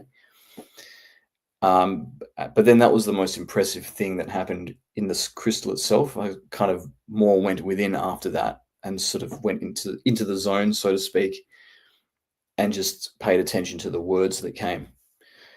And this one was a particularly personal message, so I won't share this particular scrying session. But what I will say is that the angel provided a lot of Kabbalistic keys. So what I mean by that is that there were little words that it gave that were significant, not just in terms of their meaning, but when you look into it, actually, the gematria value of that word, for example. and then it all starts to form a pattern in terms of the symbols that are coming through and the themes that are coming through. And in particular, one quite impressive thing that it showed me was it was giving me a phrase, and it said, "And be exalted in your power." And it was drawing my attention to this last term, "be exalted in your power," which actually is a paraphrase of an Enochian term, "in power exalted."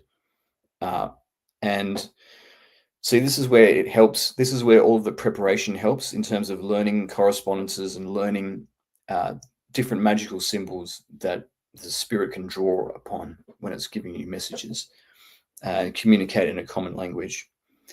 And so I looked into this word, "in power exalted," which in Enochian is launch. And if you apply, I mean, Enochian's not designed for a gematria according to a lot of people, but if you apply Greek gematria to it, it actually comes out as 358, which is the same as the word Mashiach in Hebrew, or Messiah, and also the word Nachash, meaning serpent. So that was quite an interesting connection and correspondence between concepts that I'd never known before, and I wouldn't have known if it wasn't for the angel. So that's an example of the kinds of things that can happen when you scry. Clearly, and when something like that happens, it's one method of proving that it's not something that comes just from you, because how can you know that those things are connected?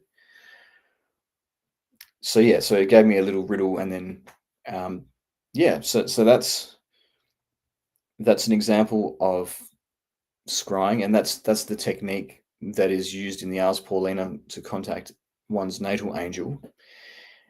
And that's pretty much everything that I had to talk about on that. I can take questions or comments from the audience now. Thanks for listening. All right, so that was awesome. Yeah, that was fantastic. It's fantastic. Anybody that has any questions, just put them in the chat or super chat or whatever. I've got a question. Meanwhile, if you don't mind, there was a few questions for Eleftheria. I'll look through them while Sky goes. I just noticed in terms of the elemental orientation in regards to the directions, the northeast, south, and west. What I'm used to is it'd be like air in the east, fire in the south, water in the west, and then earth in the north. Is that like a pretty strict orientation for this particular method, or is there anything you could speak to in regards to that? Yeah, well, it's pretty clear that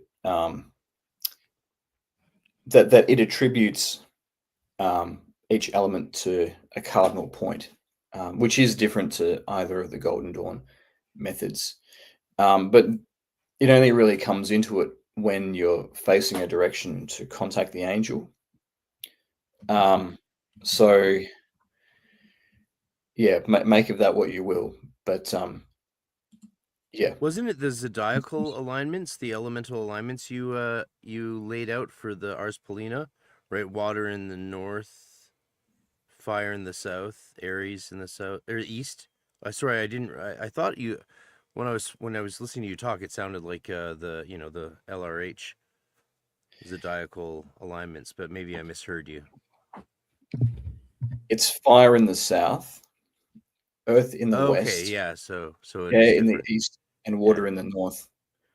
Interesting. Yeah. So it's very strange that they've chosen those, but anyway.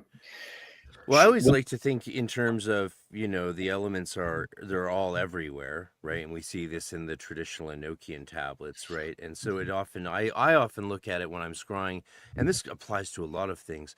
I often look at it as, what Scott Michael Stenwick would call tuning the space.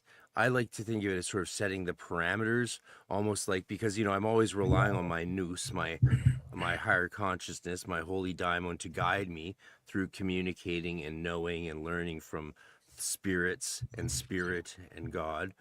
So I like to think of it as me giving parameters in the earthly realm in Malchut for that communication, because otherwise you never know where, higher consciousnesses will guide you. They don't really think like us, and they don't necessarily have our concerns. And that goes back to even the content of scrying. And there's so many threads I wanted to pull on today with what you guys have said so far. There's nowhere near, we'd have to go become 10-hour-a-day streamers to talk about all the threads I want to pull that you guys have touched on.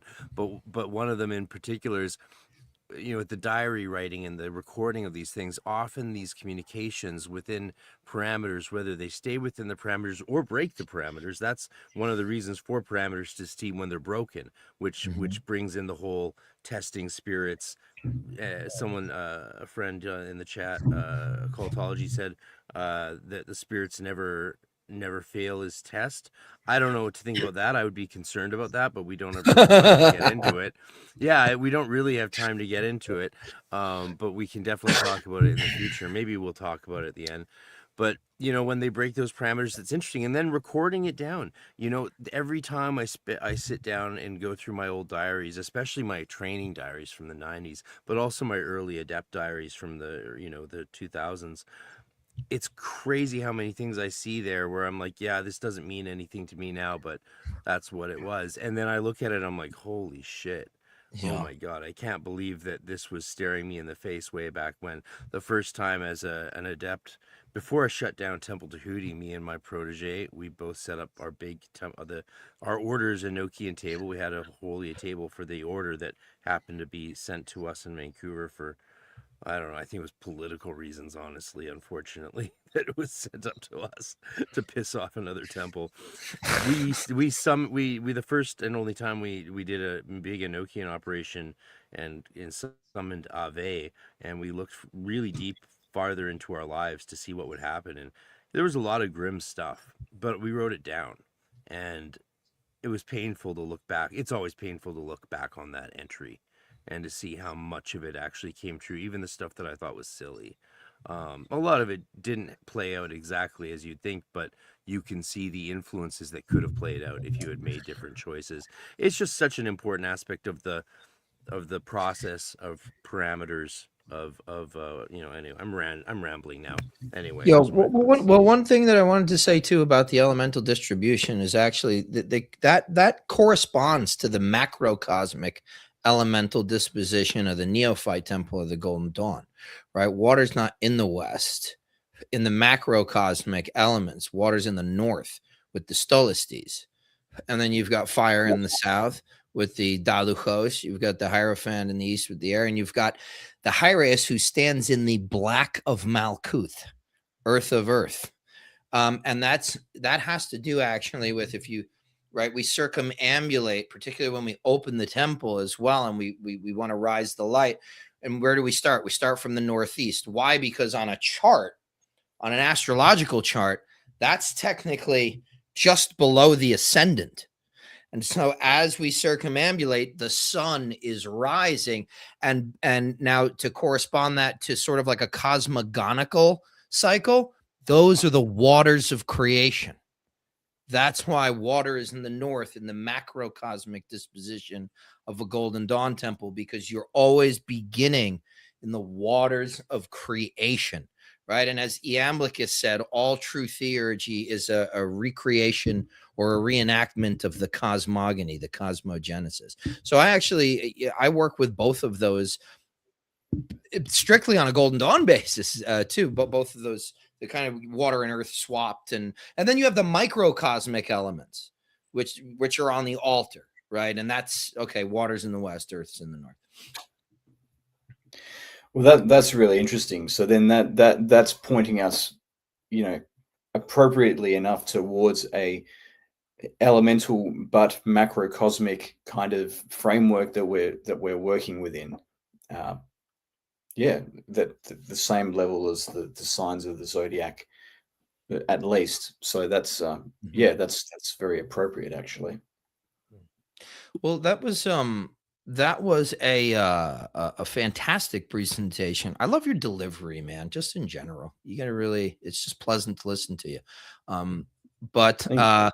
well, because you enunciate and you're clear and you're concise and your pacing is just easy to absorb. So very good teaching style. We're at about 10 o'clock, which is good actually for me. I feel like we're making time. I'm here to hang to the end. And then I'm gonna go have like a half-hour pipe in my sunroom before I go to bed, smelling like a chimney stack. So RC, did you say that you would prefer to go last, or should we go to Sky next? Who wants to Yeah, let contribute me here? go last because mine touches on what Sky is doing, and yeah, and I'm he's got some images and stuff prepared, whereas I can condense mine pretty well. Sky, are if you don't ready? mind, Sky. He's Let's done do it. so little talking tonight. He's just there for eye candy. Yeah, absolutely. He's like the Justin Timberlake of in terms of like like this group we got going on. Thank you. All right. So let's see. I figured I would just kind of lend some quick insight into a couple things. First one, pretty simple, but I just wanted to briefly throw this in there. Just the lesser banishing ritual of the pentagram. And I can just speak to my experience because I've always had pretty intense dream life. And so most of us probably occasionally have bad dreams or nightmares. And so just one thing that I've observed after consistently practicing the LBRP is that if I'm having a bad dream and there's like a negative psychic force or entity or something like that, I'll almost instinctively perform the LBRP as a sort of defense, and it 100% just works for kind of like empowering myself and clearing the field. And often it then produces lucidity. Um, so, yeah, for me, I think it's something maybe to do with the function of like really centering the consciousness with all four directions, vertically kind of bringing down the light and establishing that equilibrium and presence. So that's kind of just my thoughts on that. But I thought that I would speak to out of body experiences and projection because I have some experience in this as well. So the first time I had an OBE, I think I was like 18. I was out working in the sun for hours and physically exhausted and went inside. I think I was like all sweaty and dirty or something. So instead of laying on the bed, I just laid on the floor and on my back. And I don't remember if it was like immediate or what, but pretty soon I just woke up a couple of feet above my body and I realized, like, whoa, like I was kind of shocked by it. And once I realized it, I just like fell back into my body. But yeah, I was kind of just like blown away by this because I'd heard people talk about like out of body experiences when I was younger, but I didn't really know how to wrap my mind around it. So anyway, I became kind of like obsessively curious about this phenomena and I wanted to have it happen again. And pretty soon after, I stumbled upon uh, this really good book. I'll pull it up right here. Yeah, I just found it at a used bookstore or something, and it's called Projection of the Astral Body by Sylvain Muldoon and Hereward Carrington. And in that, I found kind of the phenomenology and methods for what they refer to as astral projection. So in it, kind of describes firsthand reports and different patterns and theory of like the mechanics of separation. So I read some of this and kind of just got familiar with what to expect, how to be prepared, and so on. And it described, a bunch of things like, many people will be familiar with, such as like this really intense vibrational transition state that occurs prior to exteriorization. So it's kind of like this like really intense buzzing or vibration that can be actually kind of very terrifying at first, and it kind of builds in intensity till it eventually settles, and then you're able to essentially kind of like will yourself up and out of your body. So I obviously tried this a number of times and failed. I, got startled or just too excited, and the state of being excited or scared, it can actually just kind of bring you right back to the physical body. So the trick is, as hard as it is to just kind of embrace it and just kind of trust and let it do its thing and carry out this vibrational state. Trying to remain alert or aware. Because like if you fight it, you kind of like struggle against it, you'll often kind of get locked back into this uncomfortable like sleep paralysis state, at least for me. And that's what a lot of people report. But yeah, so I've had, many times attempting to do these things, and I'm by no means proficient at it, but I would say like the key for me has also been not trying to force control and kind of recognizing that it's not like a physical muscular control you're working with. And when you get uh like a like if you like we start to feel like the sensation a few times, you'll be able to eventually kind of like float up and out of your body. And it's just like so foreign that your tendency by default will be to kind of think of your body, but focusing your attention on your body will bring you right back into your body. So don't do that. So I eventually had like this really mind blowing, successful, intentional out of body experience where I rose up out of my body. I looked down at my form, and it was kind of like a translucent, glowing light form that generally was in kind of like the outline or shape of my actual body. I could see behind me like a lingering cord connected to my body, which in the literature is referred to as a silver cord or an astral cord. So I went through, like willed myself forward through the house walls. I was outside, I went into the front yard area, and I was just kind of observing for a while. And I looked up at the moon. I could hear the actual sounds outside. I looked at like the dirt and the details of the ground and observed all the surroundings in the yard. And looking up the streets, everything was pretty illuminated by the moonlight. So unintentionally, it was a pretty moonlit night, and everything was exactly the same as it was literally outside in the real physical world, but in more of a but I was more like in my like subtle body, I guess. So I was like, wow, this is crazy. Like, where do I want to go? I feel like I can just travel or go anywhere if I just focus my attention on it. So I stood there, and all of these faces started flashing in front of me as I just like thought about this. Just all of these faces just and it just started accelerating like rapidly. And then I was just like transported to the side of a road in broad daylight at like some campsite overlooking the ocean. Like it could have been like Hawaii or Costa Rica or something.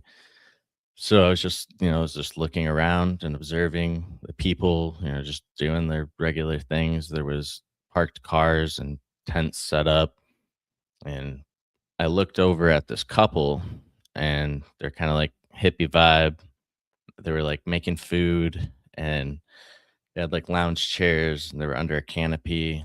And I was just like staring at the guy, and I wasn't sure if he'd be able to see me or what. And he did. And we just like stared at each other for like a minute. And we were just like both just like smiling out of fascination. And he looked like he was stoned or something. But yeah. And so then I just, I started kind of pulling back, like moving backwards through the air, and the scene kind of dissipated and started to get darker. And I didn't have any control anymore. It was just like being magnetically pulled, and eventually made my way back into my physical body. So then over the years, like kind of here and there, I've had all kinds of similar experiences, but none quite like that, with the realism and the vividness of it all. And so like my overall sense is that most of the time the phenomena that's usually described as astral projection is a bit different than what I'm describing here. I think that I would refer to this as more of an etheric projection, because it seems like it's actually the etheric body that's being utilized.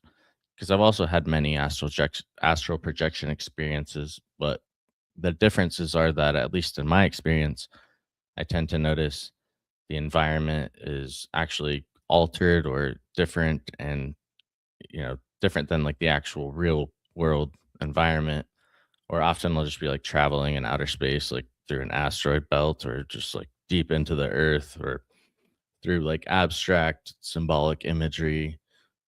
It's all very vivid and like psychedelic, but not actually resembling the real world reality. So there's that.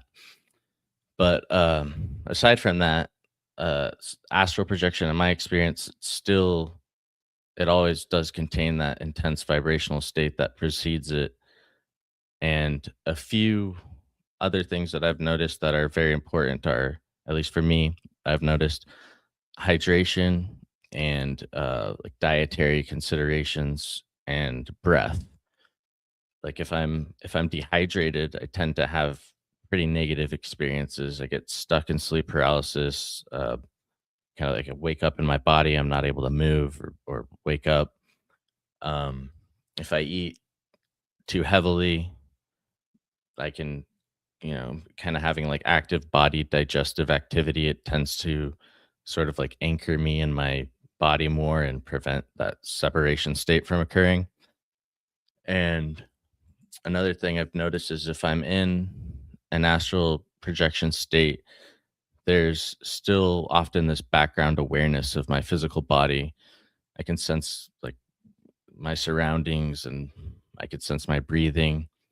And I've definitely noticed that like steady, controlled breathing can extend the duration of the experience. Like every breath kind of acts as like a fuel, or like a vitality that kind of keeps it going, at least for longer than it originally would have. And I've heard people talk about different methods of separating from their body, where they will like try to roll out of it to the side. And apparently, most people have more success with that method. Um, I just go straight upwards vertically. That's been the way that I've had good experience. And yeah, I think it all has a lot to do with the nervous system, the physical nervous system, and finding and kind of cultivating a relaxed equilibrium within the nervous system. Because I think that the nervous system of our physical body is kind of linked to the etheric, and then the etheric is probably linked to the astral, and it has these like subtle levels of um yeah. So I've had some wild lucid experiences with alcohol, but I've tended to like I don't think that I think tends to hinder things. Like I've had some really exhausting experiences where I've attracted negative entities that are not so fun. I've had to like battle like these dark forms. And so I generally I think alcohol diminishes the vitality of whatever allows for that autonomy of movement or will, maybe. And I would say that overstimulating the nervous system with things like caffeine can definitely hinder things.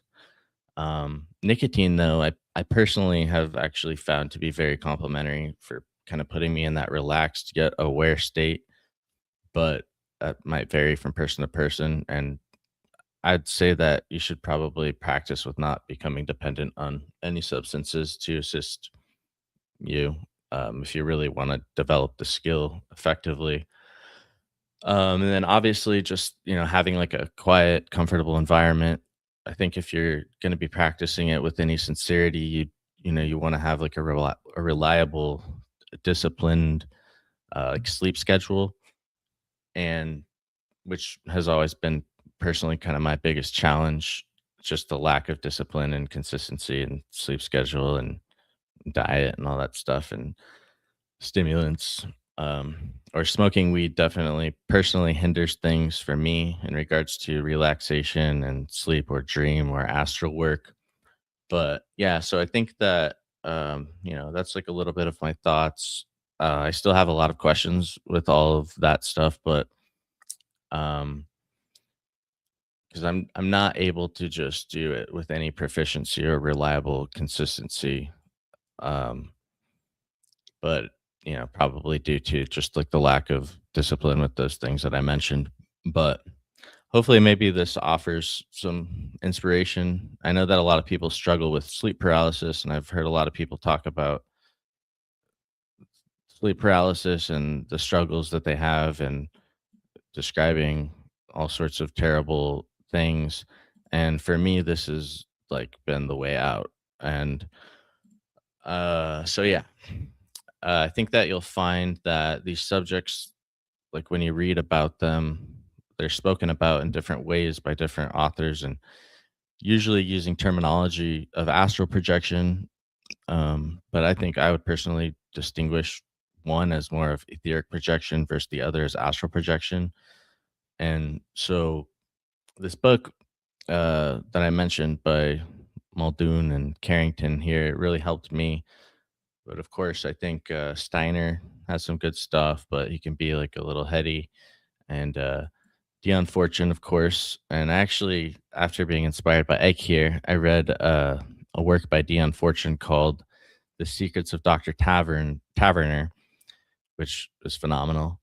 And it has a great story in there about what I would call like etheric projection.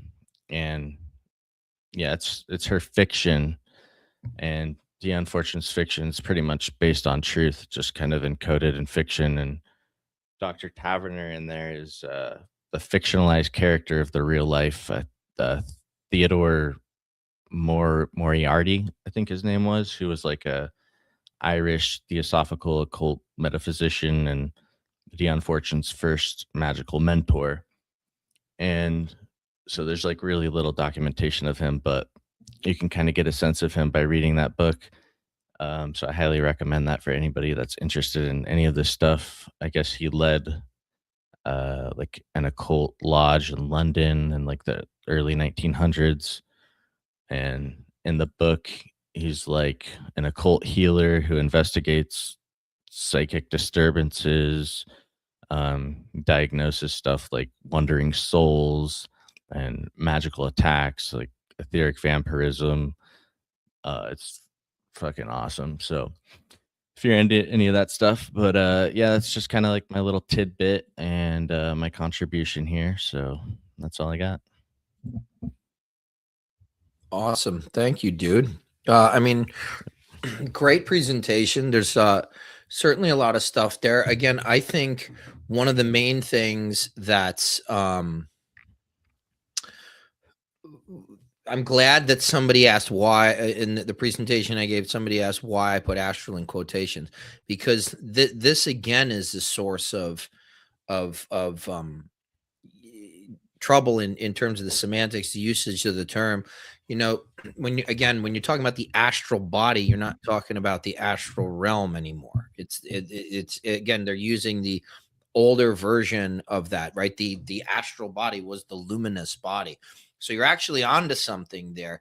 And the way that, and I've talked about this with you before, the way that I kind of conceive of it is, especially because of the way that it's taught in the Golden Dawn, there's astral projection and there's astral travel. And these, I have my own way of defining those. Some people use them synonymously, but I think again, the point that you made about let's say analogical. It's just an analogy, but it serves a purpose. Is you've got the dense body here, and you've got the astral or the imaginal here, and you got the etheric that links the two to each other. So really, the movement of the physical body will necessitate the movement of the etheric, right? Because it's like your aura and your inner aura and all that stuff. But then also the movement of your imagination will somehow it pulls in. It has that direct linkage to the etheric. So I think that you're definitely onto something there. In the Golden Dawn, we use the imagination to project outside of us, an etheric mass, and then through these like tubes that are called rays in the document, the order documents, you transfer your consciousness into that vehicle. You can do that in terms of like a place as well, using those like etheric tubes, these rays to fire your consciousness. But I think one of the best things about the whole presentation is bringing the light to this idea that there's a difference between astral projection and etheric projection, and it's all there in the language. So what you really got to do is like try it for yourself and then come to your own definitions. Definitely. Yeah, I definitely agree with that. And thank you, Sky, for that presentation. And what you were describing in terms of the difference between the astral and the etheric, definitely resonates. And if you have something like rising through the planes, for example, that tends to be much more like an astral experience, like the Doctor Strange type psychedelic realms, versus the much more earth-like, which in theosophy would be described as etheric. So that was and just want to kind of add to what other people have said about how important that difference is. I had some questions for you based on your experimentations with this. The first one, you kind of answered it already, the first one, but have you ever encountered like somebody who shows up during a projection who seems to be like monitoring you, like a dark or humanoid kind of entity that's like almost like a surveillance type thing? And then also, have you had experiences with time anomalies, like you try and go somewhere in the etheric and you actually find that you're a few hours in the past or the future? So I'll just throw to you on those. So I've definitely noticed, at least in that experience, the original experience that I described when I was first, out in the yard, like some sort of light, maybe somebody else traveling or something off in the distance, like just going by, but nothing that was interfering with me. And what was the second question you asked? Time anomalies, like if you try and go to a specific place, have you found that you go to the place you're trying to get to, but it's like a few hours earlier or later? I personally usually like I've tried to go to familiar places, like the house that I grew up in, but and this is in an astral projection experience, and everything in the scene was just complete, like the yard was different. There was like it was completely like different things were there, and I don't know, I didn't have any kind of sense of whether it was a past or future, or if it was reflective of a real time. So that was, that's kind of interesting. But like most of the experience I have had, I think you asked about interference with some entities or people or something like that. I had this pretty wild experience where it started off like a lucid dream, and I noticed a man that was suspicious or something, and I was kind of weary of him. And uh, he eventually, what happened is he kind of like climbed on my back, and like my perception was he like stabbed me in the back or something. And then I had this very like physical, like, whoa, like intense sensation, but then that projected me into like an astral projection. And then I was just like, I just went, it was just like I went down into the earth, and I was just like, like viewing like all these different metallic, like abstract things, and like down into like the bottom of a pit, and there was like this really clear puddle that underneath it was like seashells and rocks, and like it was just, I just kept, and I was just going, and I didn't really have the, what was presented to me. I was just like going and seeing what happened and being open to it, and I just kind of like went with it, and I was like, whatever presents itself, just present it. And then so that was just kind of like a really abstract, cool, beautiful thing, but nothing like very meaningful, I guess. And um Yeah, it almost but sounds shamanic, like something you read in Carlos Castaneda, like that yeah, the master kind of pushes you out of your body. Yeah, cool. yeah.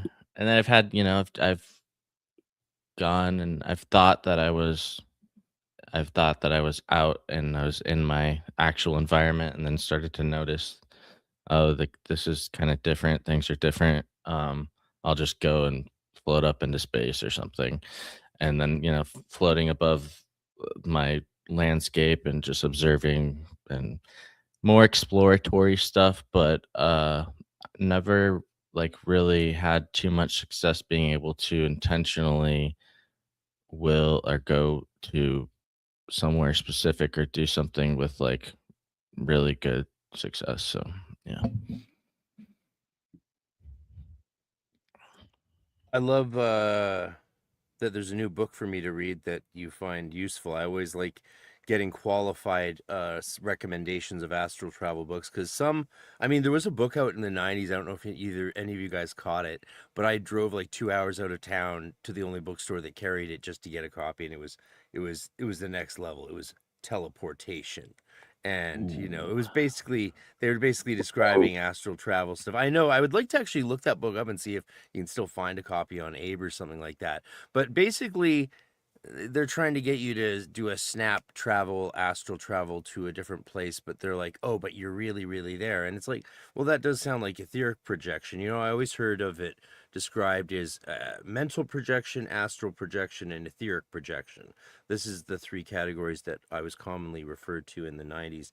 And, mental projection is the practicing point where you're going through it mentally to go through the motions, but you can still achieve some, like, they blend, I think, into one another. But telling people to start with it just mentally, not worrying about a full emotional extraction from their body. You're not trying to get fully out, you're just getting your mind capable of moving around conceptually.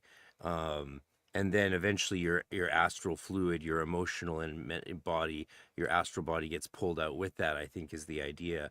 I didn't have to go through those steps to learn astral travel, so that wasn't useful to me. And then, but the third idea, the final one at stage, of course, is etheric projection, often defined as you're really there. You're not seeing just your version of a room that you're in, but you could actually put a tarot card in another room, have someone etheric travel to it, and find out veritably what it is. So these things, I think, tend to blur into one another, but I do think they are real and worth their own sort of recognition in their own terms. I can say that from my own experience, because like one of the earliest shocking experiences I had, and all my early astral travel experiences were shocking. It's sad that that diary is no longer with me, but fortunately, in 2007, I wrote a couple hundred pages of my first attempt at an autobiography and transcribed all those entries into it, so I still have them. Thank God. Yeah, and I'll share them. So we could do a whole session sometime on astral stuff. Go astral junkie, go full astral junkie. That'd for a be real awesome. session. That'd be Yeah, awesome. yeah. And then we can go into some real, pull out our diaries and shit.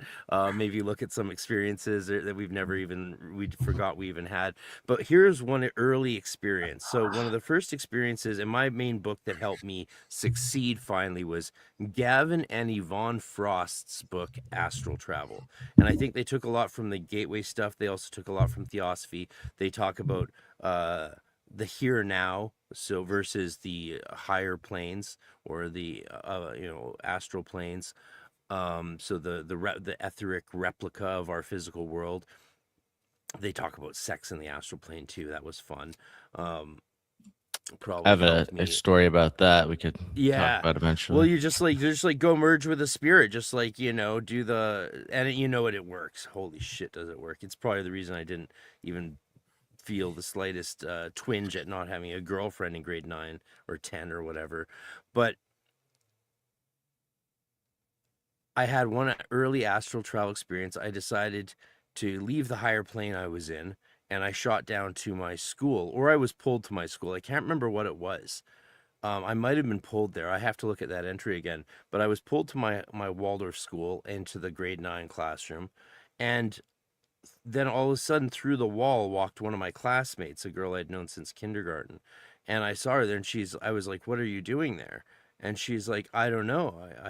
What are you doing here?" And I'm like, I don't remember what I said, but that was the experience. And then, then it faded or something. I can't remember the details. But the next day at school, she came to me and she turned around from her desk and said, "I had a dream about you last night and we were here in the school." And I was like, that's one of those moments where you're like, what the fuck? I'm going to be stuck doing this shit for the rest of my life. How can you walk away from this? And, you're just, I doubled down on my diet of like, not having carbonated beverages because my psychic told me that would help, and all these things. I just, it's experience moments like that where you go, this is even beyond anything I think I'll ever be able to humanly conceive of what's really happening. And at the time that was a minor experience given the other experiences we're having. Me and my best friend kept trying to astral travel to each other's bedrooms at night and enter each other's body and control it to go to the desk and write something on a piece of paper. We could never do that though. That sounds mildly erotic. It was kind of fucked up. It was kind of dangerous actually, because when you did lie into the person's, you waited till you saw their astral body leave, at least in your mental astral scape you did, and then you would try and lay down into their body and move it. And we'd see if the other person had any experiences the next day, and we never got too far with that. But it also was very weird, so we stopped doing it pretty quickly because it just felt a bit off. It felt a bit odd. Yeah. But it's worth sharing that those experiments can be done. I like being in the body. One of the book I started with was I got it here somewhere. Ophiel's Art and Practice of Astral Projection. I still like Ophiel's. I think that he probably writes some of the best.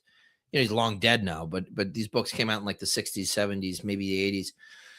No. They're very good for beginners. He doesn't give you like a jot of context. It's very clear that he knows what he's doing, and he learned it from the Golden Dawn theosophical kind of vein. But he doesn't give you any of that. He gives you practice. He tells you what to do. And the way that I started out was actually doing like memory palace sort of work, where I'm not necessarily remembering, and Freemasons will be familiar with this, but it's part of the classical ars memoria, where you envision if you're a nobleman or a Roman senator or an emperor, you envision your palace and you walk the halls to each room. So I was envisioning, at the time I was at my mother's house and on Long Island, and he said, okay, don't look at yourself, don't look back, but imagine yourself getting up and walking around the room and then go down the hall. And then come back. Don't go too far, but try and pick up as many details as you can, the texture of the wall, so on and so forth. And then each time you practiced every day, you'd go a little further and come back and a little further. And that would eventually prepare you for a full exit, which was really good because I don't like those experiences. I will do them, but I don't like to have them. If even it feels fun for a minute, it's almost like that feeling of flying that you get when you're in a lucid dream. But I personally, I just don't like it. There's something. I'm very Taurian in nature. I'm hyper connected to my body, hyper aware of my body and even my energetic body. But I did have one time where I went completely spontaneously out, and it was and GD people will know it was my first time in the Pastas, and I literally, it felt like I sat up, except it's closed. I'm in a coffin, and I turned and looked and saw myself, and I was almost nose to nose, and I started to panic, and I remember thinking, "Holy shit, how do I get back in?" It was like really weird, really, really weird. And in the, and like people that most of you people would know are like in the vault around me, literally just chanting and doing like this weird it's like almost like when people do the wave in like a football stadium, they were doing that with their voices, which was very interesting with the vibration. So, but that was the only time that's never happened. And it just was one of those things where I just willed myself to kind of like come back. That was very quick, but yeah, I don't really like that. Do you guys have any feelings of discomfort when you go out intentionally out of body? It depends on the intensity of the experience for me. Yeah, I mean, I've had my lucid dreaming experiences have been a bit different to my other kind of intentional astral travel experiences. When I lucid dream, that feels like I'm really untethered, like I'm floating out of my body, and it's kind of quite noticeable.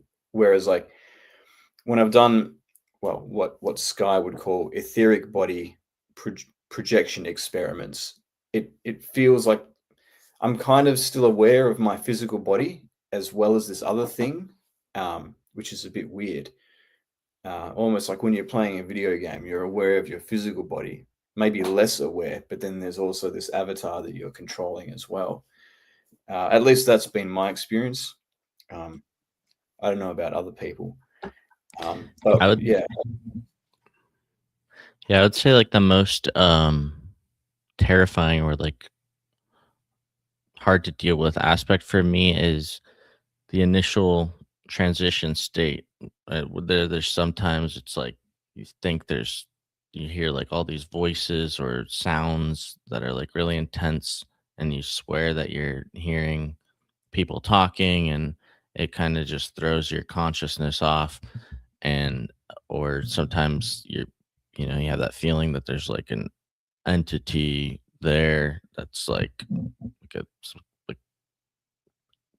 like a negative force that's, and I don't know if it's always just a mental thing, or like a fear thing, and like my attention is helping conjure this sort of thing, or if it's something else, but it can become like a really scary thing, and then I'm like, I don't want to, and then I just get out of there or whatever. But that's kind of my take. But once I'm out of body, or once I get past all that, I don't ever have any like, I haven't as of yet had any uncomfort, or to me it's amazing.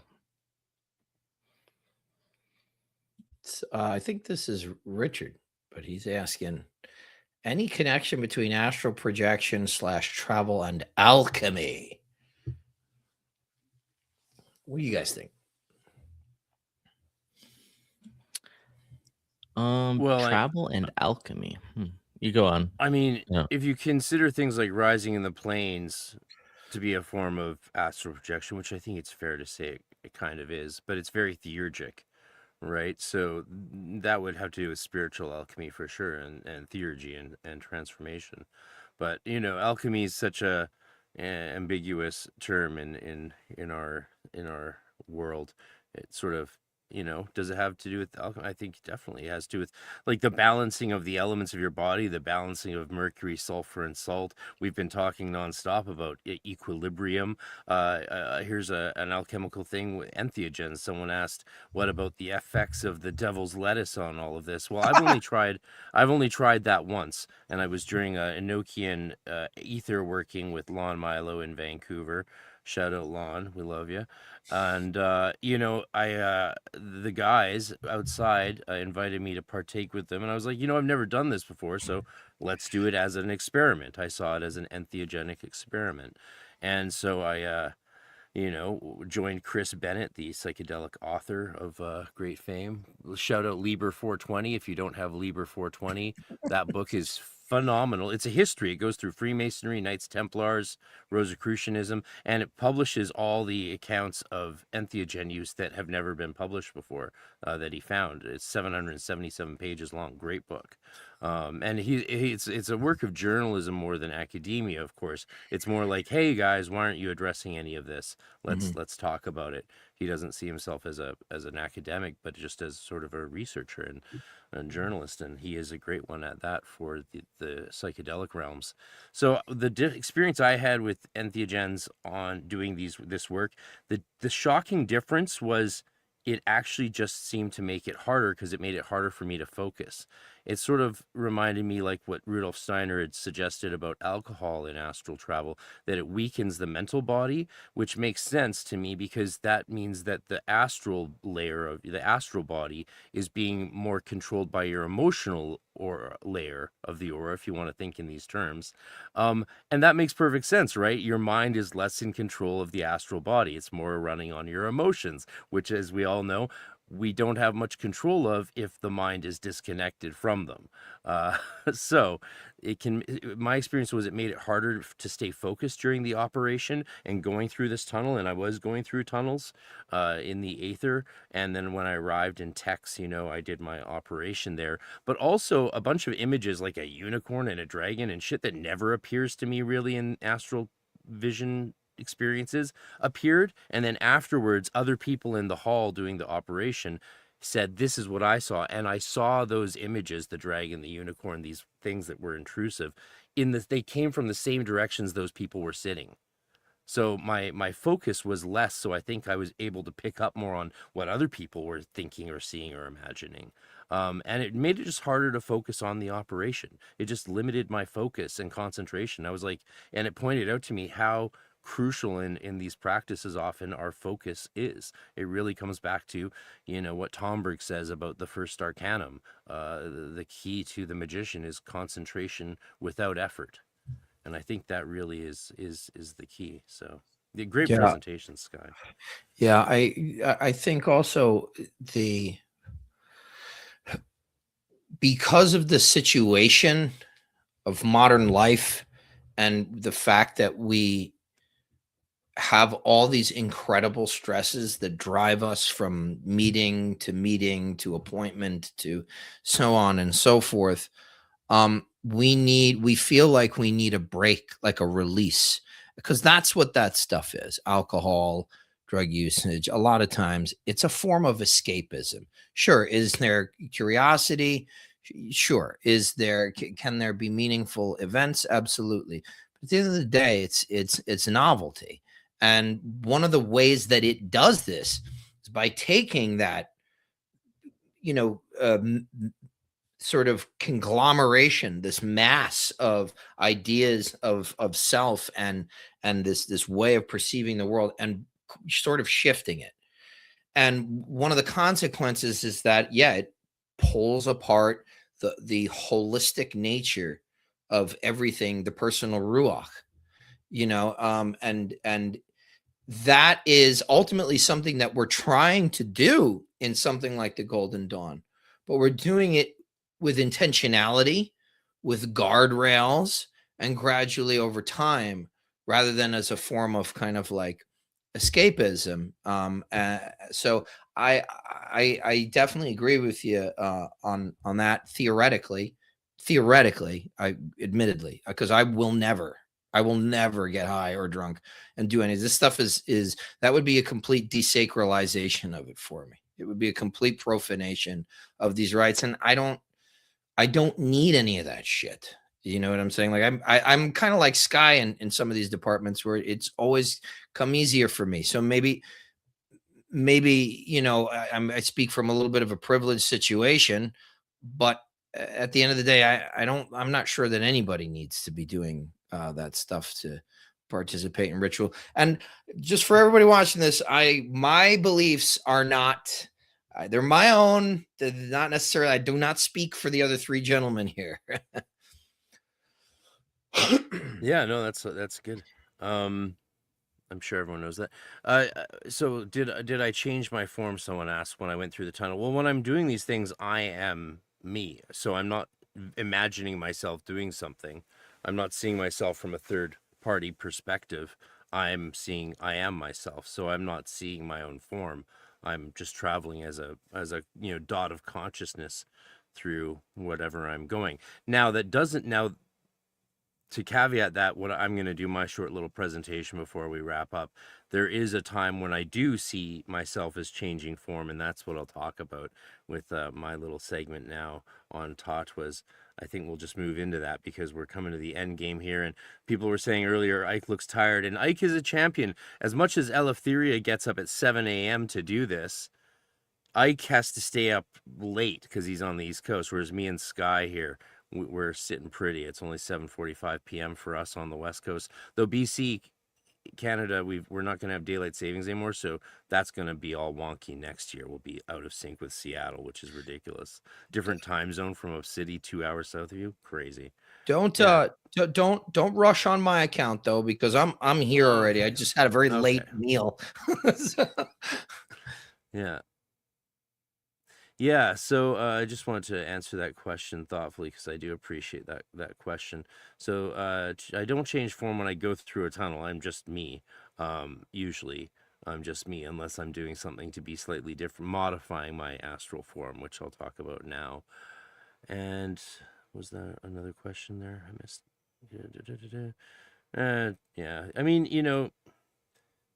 yeah. I don't want to comment too much on other people's experiences because they're different for all of us, and we're all trying to do different things sometimes, different experiences. I mean, I think it's important to have a plethora of experiences so you can get a sense of common denominators. I don't know. I just don't want to say too much about other people's experiences because everyone's different. And let's talk about Tattvas, which ties into this very interestingly because I'm going to dedicate this segment to the late deceased and great Golden Dawn adept and temple chief George Wilson, who I'm blessed to say became a friend right before the end of his life this past last year. He and his crew in Vancouver came to Enokia Con. I appreciate all of them for coming and supporting what we did, and they had a great time, of course. And I got to meet George Wilson, who is where did I? Here it is. Who is mentioned? He's one of, you notice in this book there's footnotes all throughout it, and there's footnotes with initials at the end, and one of them is George Wilson, and there's even a little section that talks about each of these people. And I won't say too much about his. I won't. He's again out of the Cicero order, and obviously based here, but I won't say more than that out of respect for the privacy of your order and your tradition, you guys. But it was cool.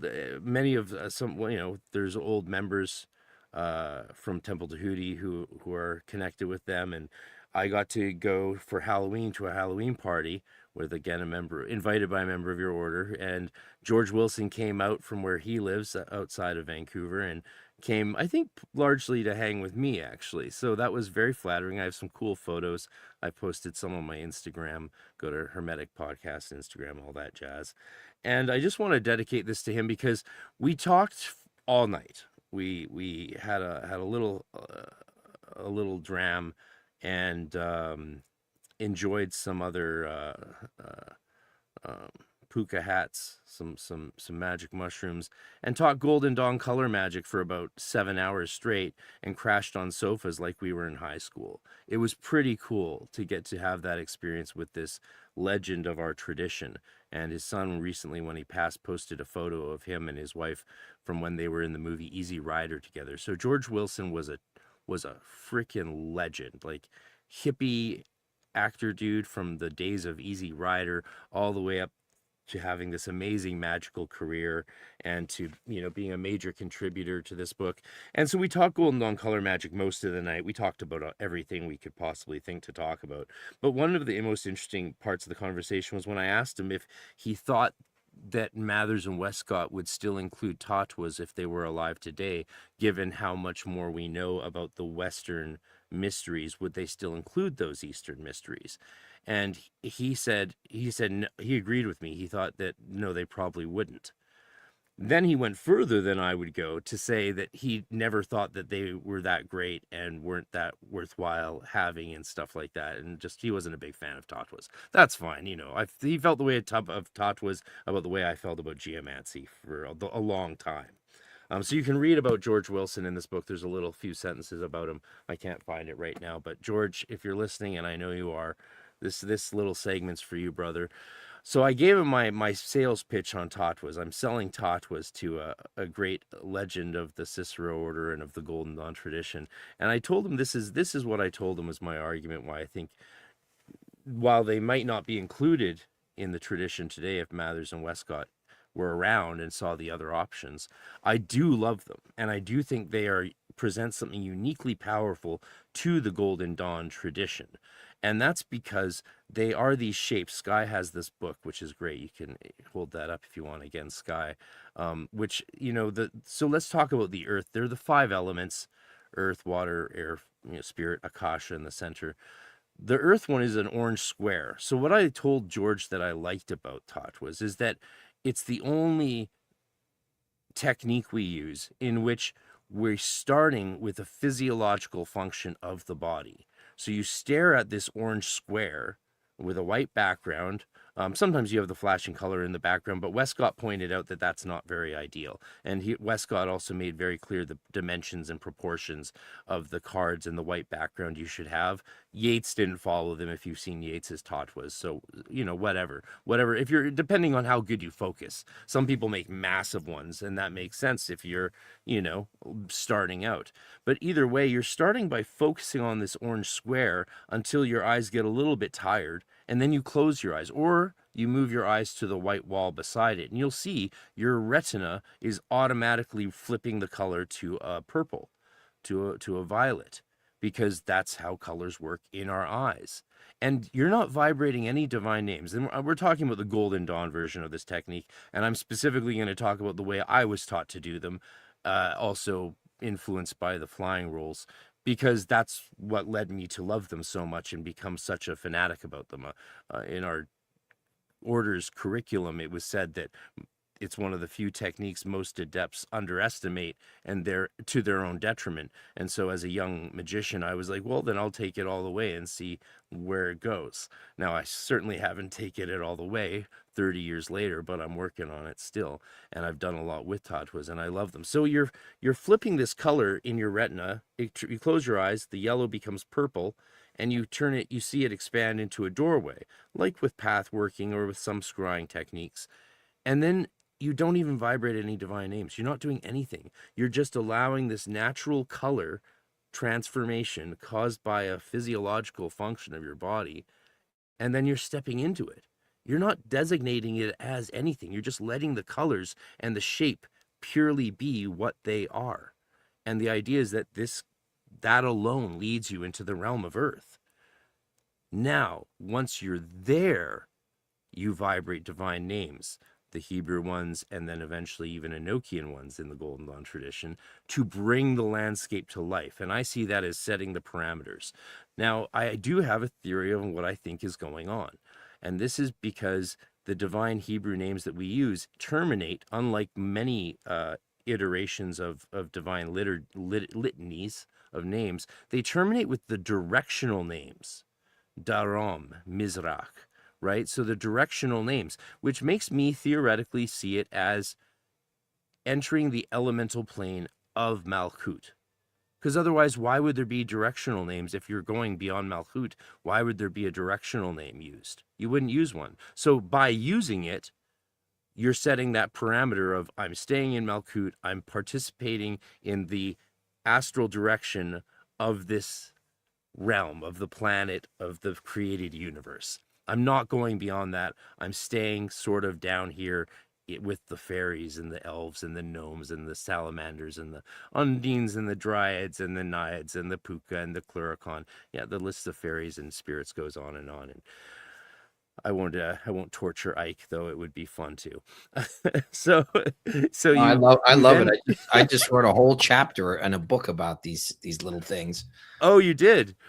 Well, good. That's great. That's great. So I worked.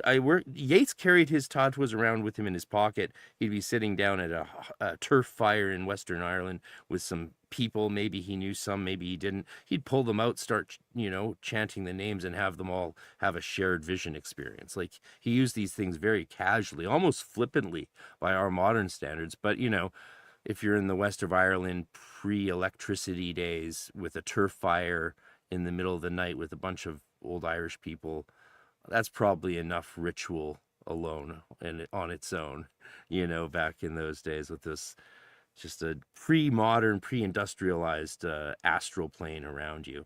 So I love the fact that you sort of activate the realm once you already go into that. And this was what I said to George. And by the end of my whole spiel, he was sold. He was like, you know what, I take that back. I think they are pretty cool.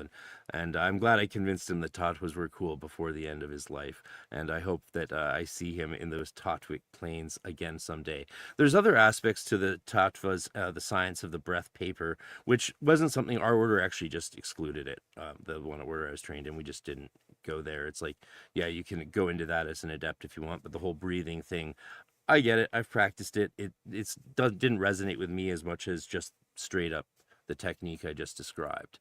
But working in Tattvas, I have a lot of really interesting diary entries of experiences working with the elements in Tattvas and the sub-elements. And I will be actually releasing an experiment for people to do to my YouTube members. I'll probably put it for my patrons on my Hermetic Mystery School website as well. So you can join my YouTube membership page if you want to get this whole hour-long walkthrough technique. It will be pretty cool. And it is a Tattva exercise that goes slightly beyond Tattvas, in that it begins with, and this ties into what the questioner was saying earlier, it begins with creating a different version of yourself by stepping into a God form and assuming the form of a God who is a guide, who is a healer, and who is a protector, particularly a protector and a spirit designed to hold back the dog, a God who holds back the dog-faced demons, as we say. And or is one of the spirits, the gods that holds that back. And so I actually even have I made a couple cool little images to demonstrate that. So the technique I will be sharing on my members YouTube involves going into the Tattva Prithivi in this particular God form. And I used the modern technology that we have to make a cool image representing it, because by names and images are all powers awakened and reawakened. So there you go. You get the idea. I won't share it too long because, it's just too powerful and I don't want to overwhelm anyone. I also have a cool image of him holding back the dog-faced demons, but, yeah.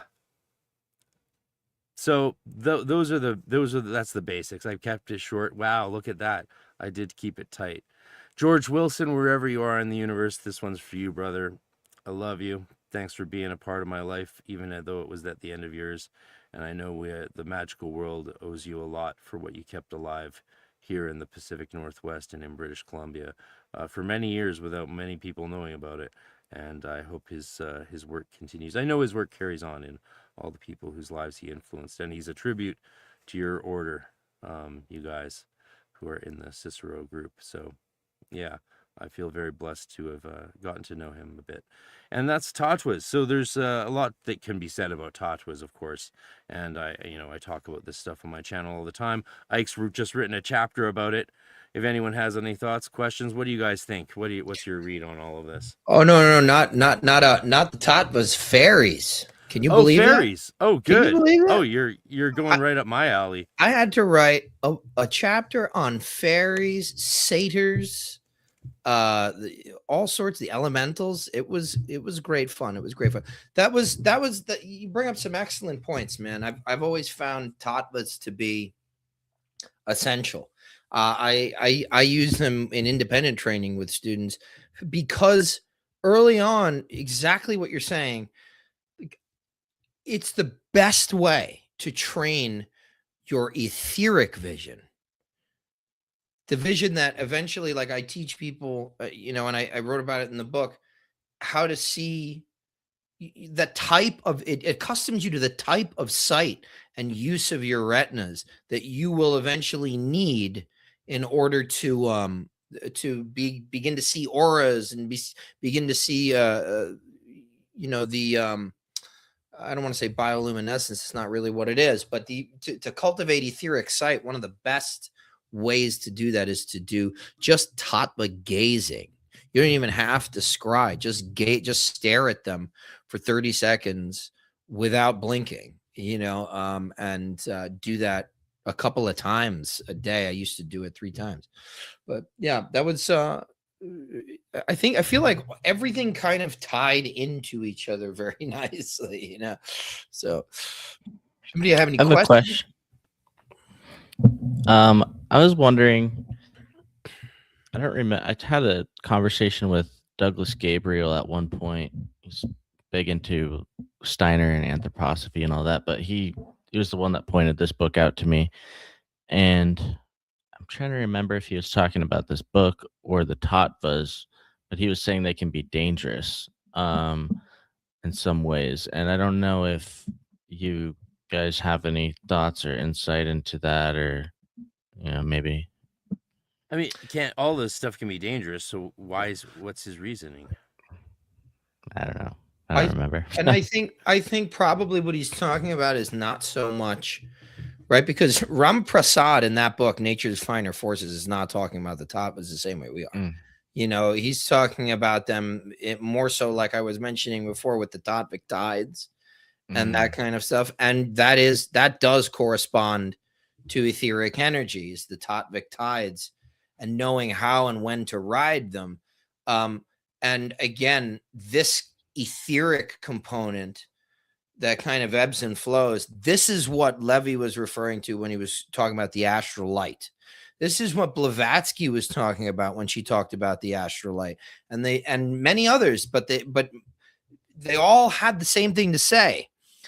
This can fucking kill you. This will destroy you. And a lot of it ties back to the mental health issues, the possibility there for, is there a strand I can pull to unravel this thing? Because that walking around after cultivating that type of power can be very, very jarring if your organism hasn't been accustomed. It's like sending 1,000 volts through like a 90 volt receiver. Sometimes, it's not always, that's why we do things like the exercise, the exercise of the middle pillar, and the concentration on the aura and things like this, is to fit our etheric vehicle for that shifa, right? That dumping of the divine light and things like this. So, they all said that this can take over, not only with the mental health, but with sex.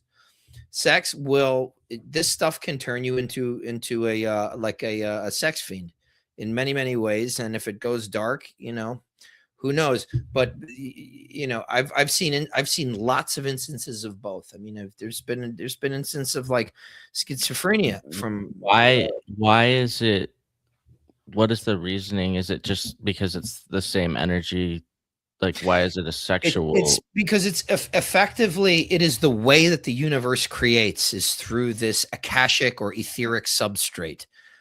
It is the womb of Nut. It is the thing from which all other things come. we don't have that idea anymore because we think of space as a vacuum. Since Aristotle up into Tesla, they were thinking of it as a fucking, it was filled with ether, it was luminiferous, and it was actually not, the stuff didn't travel, things, the elements, they didn't travel through the ether. They were all latent in it. And they were stimulated. Ken Wheeler calls this the reverse hysteresis of the ether, the induction of the ether to produce a particular manifestation of either magnetism or electricity, and light and things of this nature. So they thought that this is the creative substrate. Now let's think about sexual energy. What is the biological purpose for sex? Creation. Okay, not fun, not love, not connection. The fucking biological purpose is creation. Okay, so anytime you and they teach you techniques, particularly if you're an addict of several kinds, how to sublimate that energy, and not right. This is why the Buddhist monks do this: here and no lower. It's because this is, you have to, Dion Fortune talks about it in the Circuit of Force. I'm going to give a course on all of her magic in July, probably up until September. It's going to be full intensive, but she talks about ways to redirect and sublimate the force. And you can use that to create music. You can use that to create art, but enough of that will do one of two things. It'll turn you into Dionysus, or it'll turn or the Bacchae, or the Maenads, the sex crazed women who tear Orpheus limb from limb and rip his head off. That is to say, it will create mania, or it will turn you into a satyr kind of thing. So it's not that will definitely happen, but there is a risk, particularly if you're not somebody who can control themselves. And that's why there's such an emphasis in orders that I think are doing it right on fucking control yourself. You want to do magic and you can't even hold the door for people. You can't stop jerking off. It's like, just how are you going to do this stuff? You're a mess. Your life's a time management crisis. Well, who do you think you are? What do you think this is going to do for you? So it's, and it sucks. I'm sure for many people who hear me talk like that, but it's like, I'm done with the flowery horse shit. I was done 10 fucking years ago with it, but the truth, this is the truth of the matter. You want to talk to people who are experienced. We're all going to say some version of this. Am I wrong? I mean, no, you're not wrong. Yeah. I wanted to add one thing. Someone said up there about changing shape again. So in God form, I find the God forms help contain. Also, you notice we're not in the Golden Dawn tradition using just Hebrew once we're in the Tatva. We're also using the 3 secret names of God, born upon the banner of the whichever direction you're working in. North for the Earth one. And that's really interesting because in a way, maybe we're using these Tattva shapes to enter the watchtower, right? Like the shapes and the colors without any conditioning lead us into a realm, then we condition that realm or invoke the forces into that realm. But also visualize entering these realms in God form can be a protective and containment tool. Also, it can really affect how spirits react to you, especially if you always visualize yourself in God form larger than anything you meet. That's another little trick, handy trick, which I think comes from the tradition. Maybe not, who knows? I can't remember at this point. But visualizing, if you see a spirit, make sure you visualize yourself as bigger than that spirit. And that can be a helpful tool to get the spirits to interact with you in a germane manner. So someone's just come in with a super chat. Thank you everyone for the super chats and the memberships and everything you guys throw our way. It all really helps given the work we're doing. It all really helps. You have no idea. Every bit helps. We really appreciate it. Paracelsus talks about transmuting the enseminis semen into aura seminalis, sperm of imagination. Do we need internal alchemy for scrying, or can we just raw dog it? Well, sounds like a question for Mr. Baker. This why? Because it's talking about semen? No. This goes back to what I was saying before. Party that now. Iamblichus was talking about. the way that you receive the gods really is through the imaginal, the fantasticon.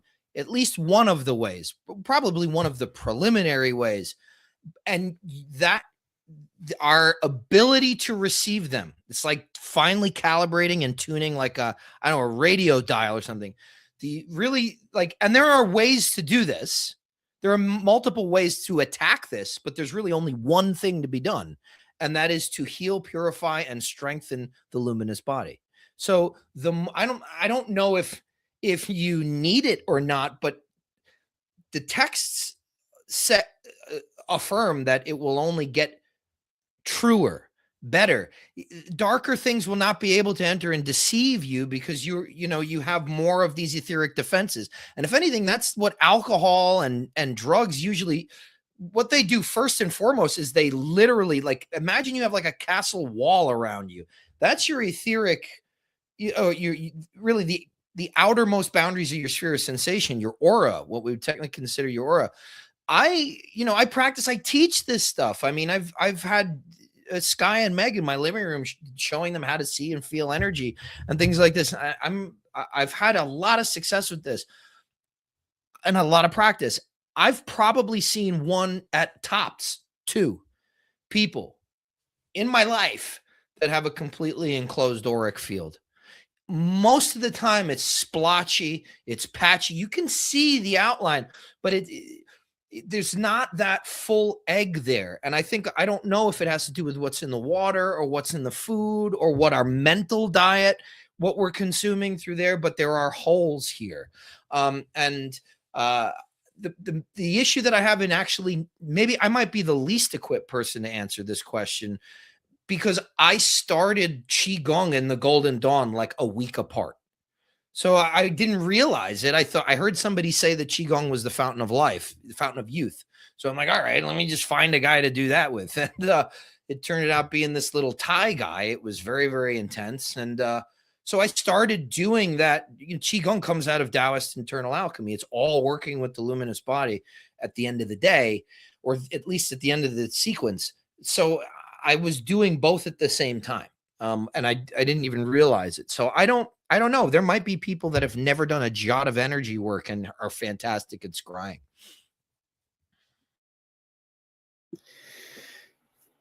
Yeah. I agree. I don't think that we need the inseminis for scrying work. Or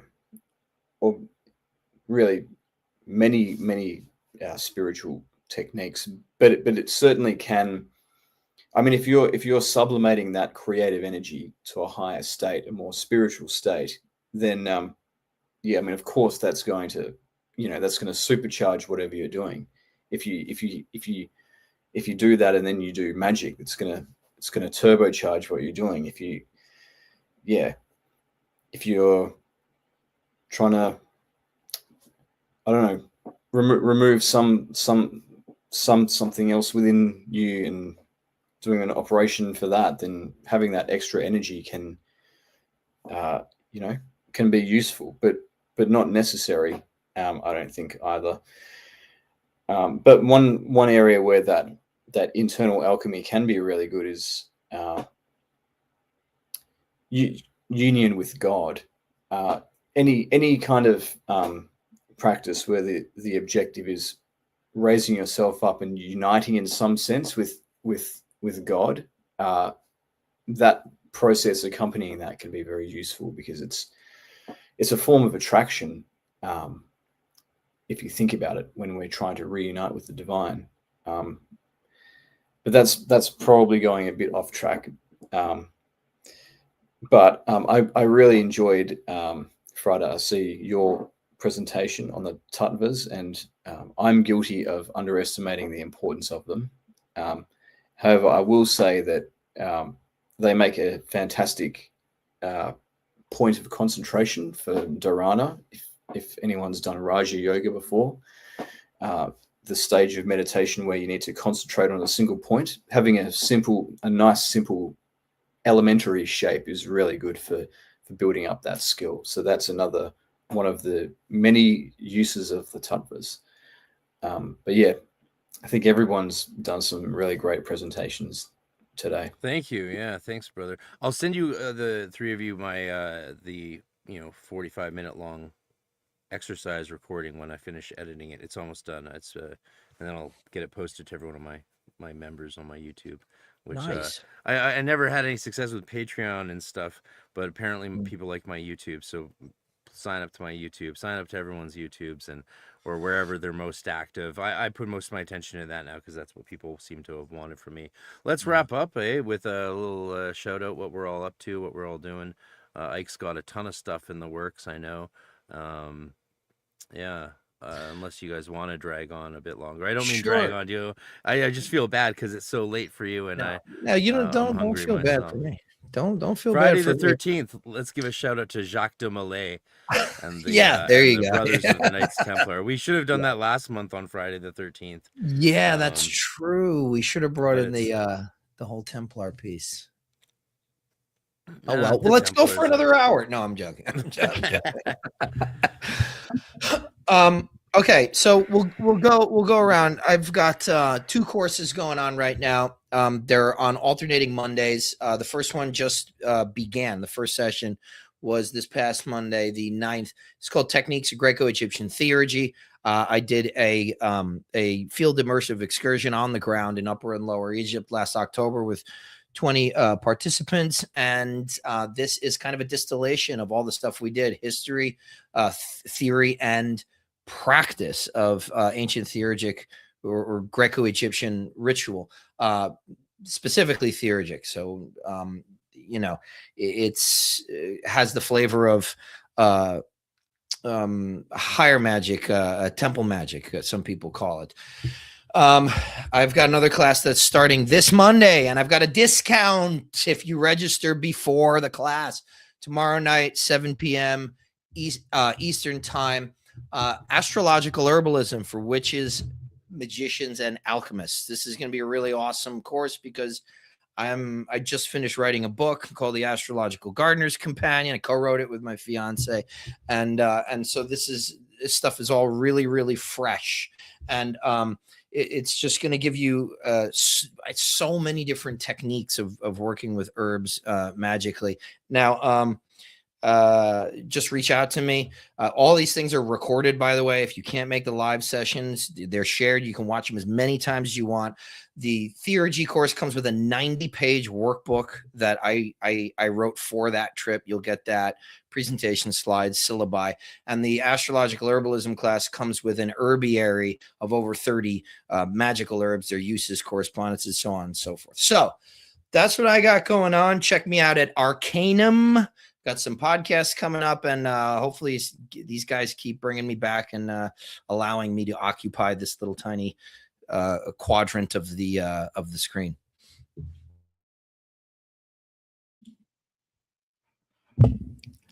We'll keep bringing you back. I think that me and Ike potentially might be going on Occult Rejects with David Heim Smith coming up. We are. So that'll be badass. That'll be crazy. Wow. With David, man. So there's David. that. Etherica. I think. Yes, Etherica. I've been dripping out some of the previous episodes. I think there's like 21 or 2 now on YouTube. But we've got like 40 on the Patreon. So if people like any of that, definitely go there because it's just a shitload of awesome stuff. It looks like there's a Friday the 13th in November. Maybe we could talk about Templar stuff on that one. But yeah, what else? Besides that, I just wanted to throw this out there real quick. This guy is one of this Hereward Carrington guy that was the co-author of that book, Astral Projection one. Allegedly, this guy was in correspondence with Israel Regardie, Aleister Crowley, and these people. So you may have had some Golden Dawn influence. Just wanted to throw that out there before because it's something I wanted to touch on. But besides that, I don't know. I can't think of anything else for me. Philosophical Minds podcast, the Erica podcast, and appreciate everybody.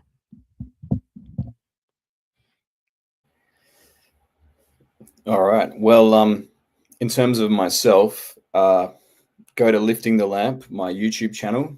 That's my biggest platform at the moment, where I'm trying to build the most. Still, in terms of things that I've got coming up, something really exciting is happening with me, and that is that I'm going to release a book soon, self-published. Thanks very much. It's actually a very important step in my path that I published this book. It's a compilation of communications that I've received doing similar kinds of techniques to some of the things we've discussed tonight. In this case, a lot of Enochian magic, particularly the Jebethal ritual, and some work with my holy guardian angel, and some other things. Has produced a book of knowledge, which I will be publishing very soon. And it looks like I've got the final proof. I'm just reading through it in a physical copy to make any final changes that are needed. But around Easter, it'll be ready. So there'll be a period where I'm promoting it and then releasing it. So keep a lookout for that, and I'll be making announcements about that on my channel. Congratulations, that's very exciting, and a much needed addition to the corpus of that field of study for sure. Very exciting to see that, and I'm a big fan of independent publishing, brother. We don't all need to go with Llewellyn and inner traditions and all that stuff, though it's, it's not a bad thing. I say that as I'm working on something for Llewellyn, which I can't talk about. I'm one of those idiots who, like, instead of finishing one book at a time, I'm working for the last 5 years on 4 books at once. So I'm one of those idiots who's going to have like 4 books done at once. And it's just, that's a bad way to release stuff, but that's probably how it'll be whenever I get around to finishing it. It's hard with all the other things we have going on, namely which Enochia Con and the Arcane Research Society. These guys will be there in Austin, Texas, November 6th through 8th. We have a huge building downtown. We got the run of the place for 3 days straight. 22 presenters, I think, 16 of them in person, full dining hall, green room, ritual practice room, exclusive workshops for only 20 members per workshop. You can go to EnochiaCon or ArcaneResearchSociety.com to check that out and join now while early bird registration is still on. They'll also included with that is a May-June workshop, which won't be on Enochian magic, also in Austin, Texas. That'll be more on like a bit of chaos magics and some other stuff. I can't say anything more until I confirm a few things, but stay tuned. And other than that, if you want to, I'm releasing a lot of new stuff into my Enochian curriculum this year. And it's not just a course, it's a curriculum. So I keep adding everything I do in Enochian work to it. So if you sign up to that, you keep getting everything as I grow and learn and share more with me. You don't have to buy anything. So you just register that, go to EnochianGrimoire.com if you want to sign up for that. Or if you want to study magic with me in general, go to HermeticMysterySchool.com. There's a free membership tier you can join and get a bunch of free courses and other cool stuff. And we have lots of fun. And of course, my podcast, Hermetic Podcast, go give it a good review on Apple podcasts and Spotify. Much appreciated. Magic Without Fears, Hermetic Podcast. Thank you. And thanks everyone. Thanks you guys for doing this. It takes a lot of effort for us all to have this little quadrivium of magic, and it's such an honor and a pleasure to get to hang out with you guys. I noticed last time, Eleftheria, someone made a comment, was like, yo, Eleftheria, these aren't your guys. And I wanted to address that, but we didn't have time. I wanted to be like, dude, that's exactly the point. That's exactly the point. Like, screw the echo chamber. But at the same time, if you think we're not sort of in the same genre, well, you have another thing coming, because we're about as much in the same niche as you can be in the spirituality sector of life. Agreed. But Yeah. if they meant it in other ways, that's fine. I mean, obviously we're not as pretty as you. Maybe Sky is, but we're working on it. Yeah, you and I are bald. We're so bald. They have beautiful heads of hair. We're bald, below 6 feet tall. Yeah, exactly. Everything I'm TikTok not 6 hates. feet, don't worry. No, I know, but Well, we gang. should stop this. We should stop this. Well, you know what? Actually, what's really funny is that as we like passed into hour 3 of the last of the first one we did, or like maybe hour 4. Sky thought we were at 3 hours. We were at fucking 4 hours. Yeah, I know. But I got like all these messages from people I know that was just like the podcast got better as you guys just got fucking tired and and just the bullshit dropped and it just got wacky. People love it, but it was really great to sort of lead the charge for this one. Eleftheria, I guess maybe you're it, right? Tag for front man next time. That's right. Yeah. All right, gang, have a good night. Yeah, we Everybody. like and subscribe, everybody. Like and subscribe. Thank you, bros. We will see each other soon. Conks on packs, light and extension. Pow. Pa-pow.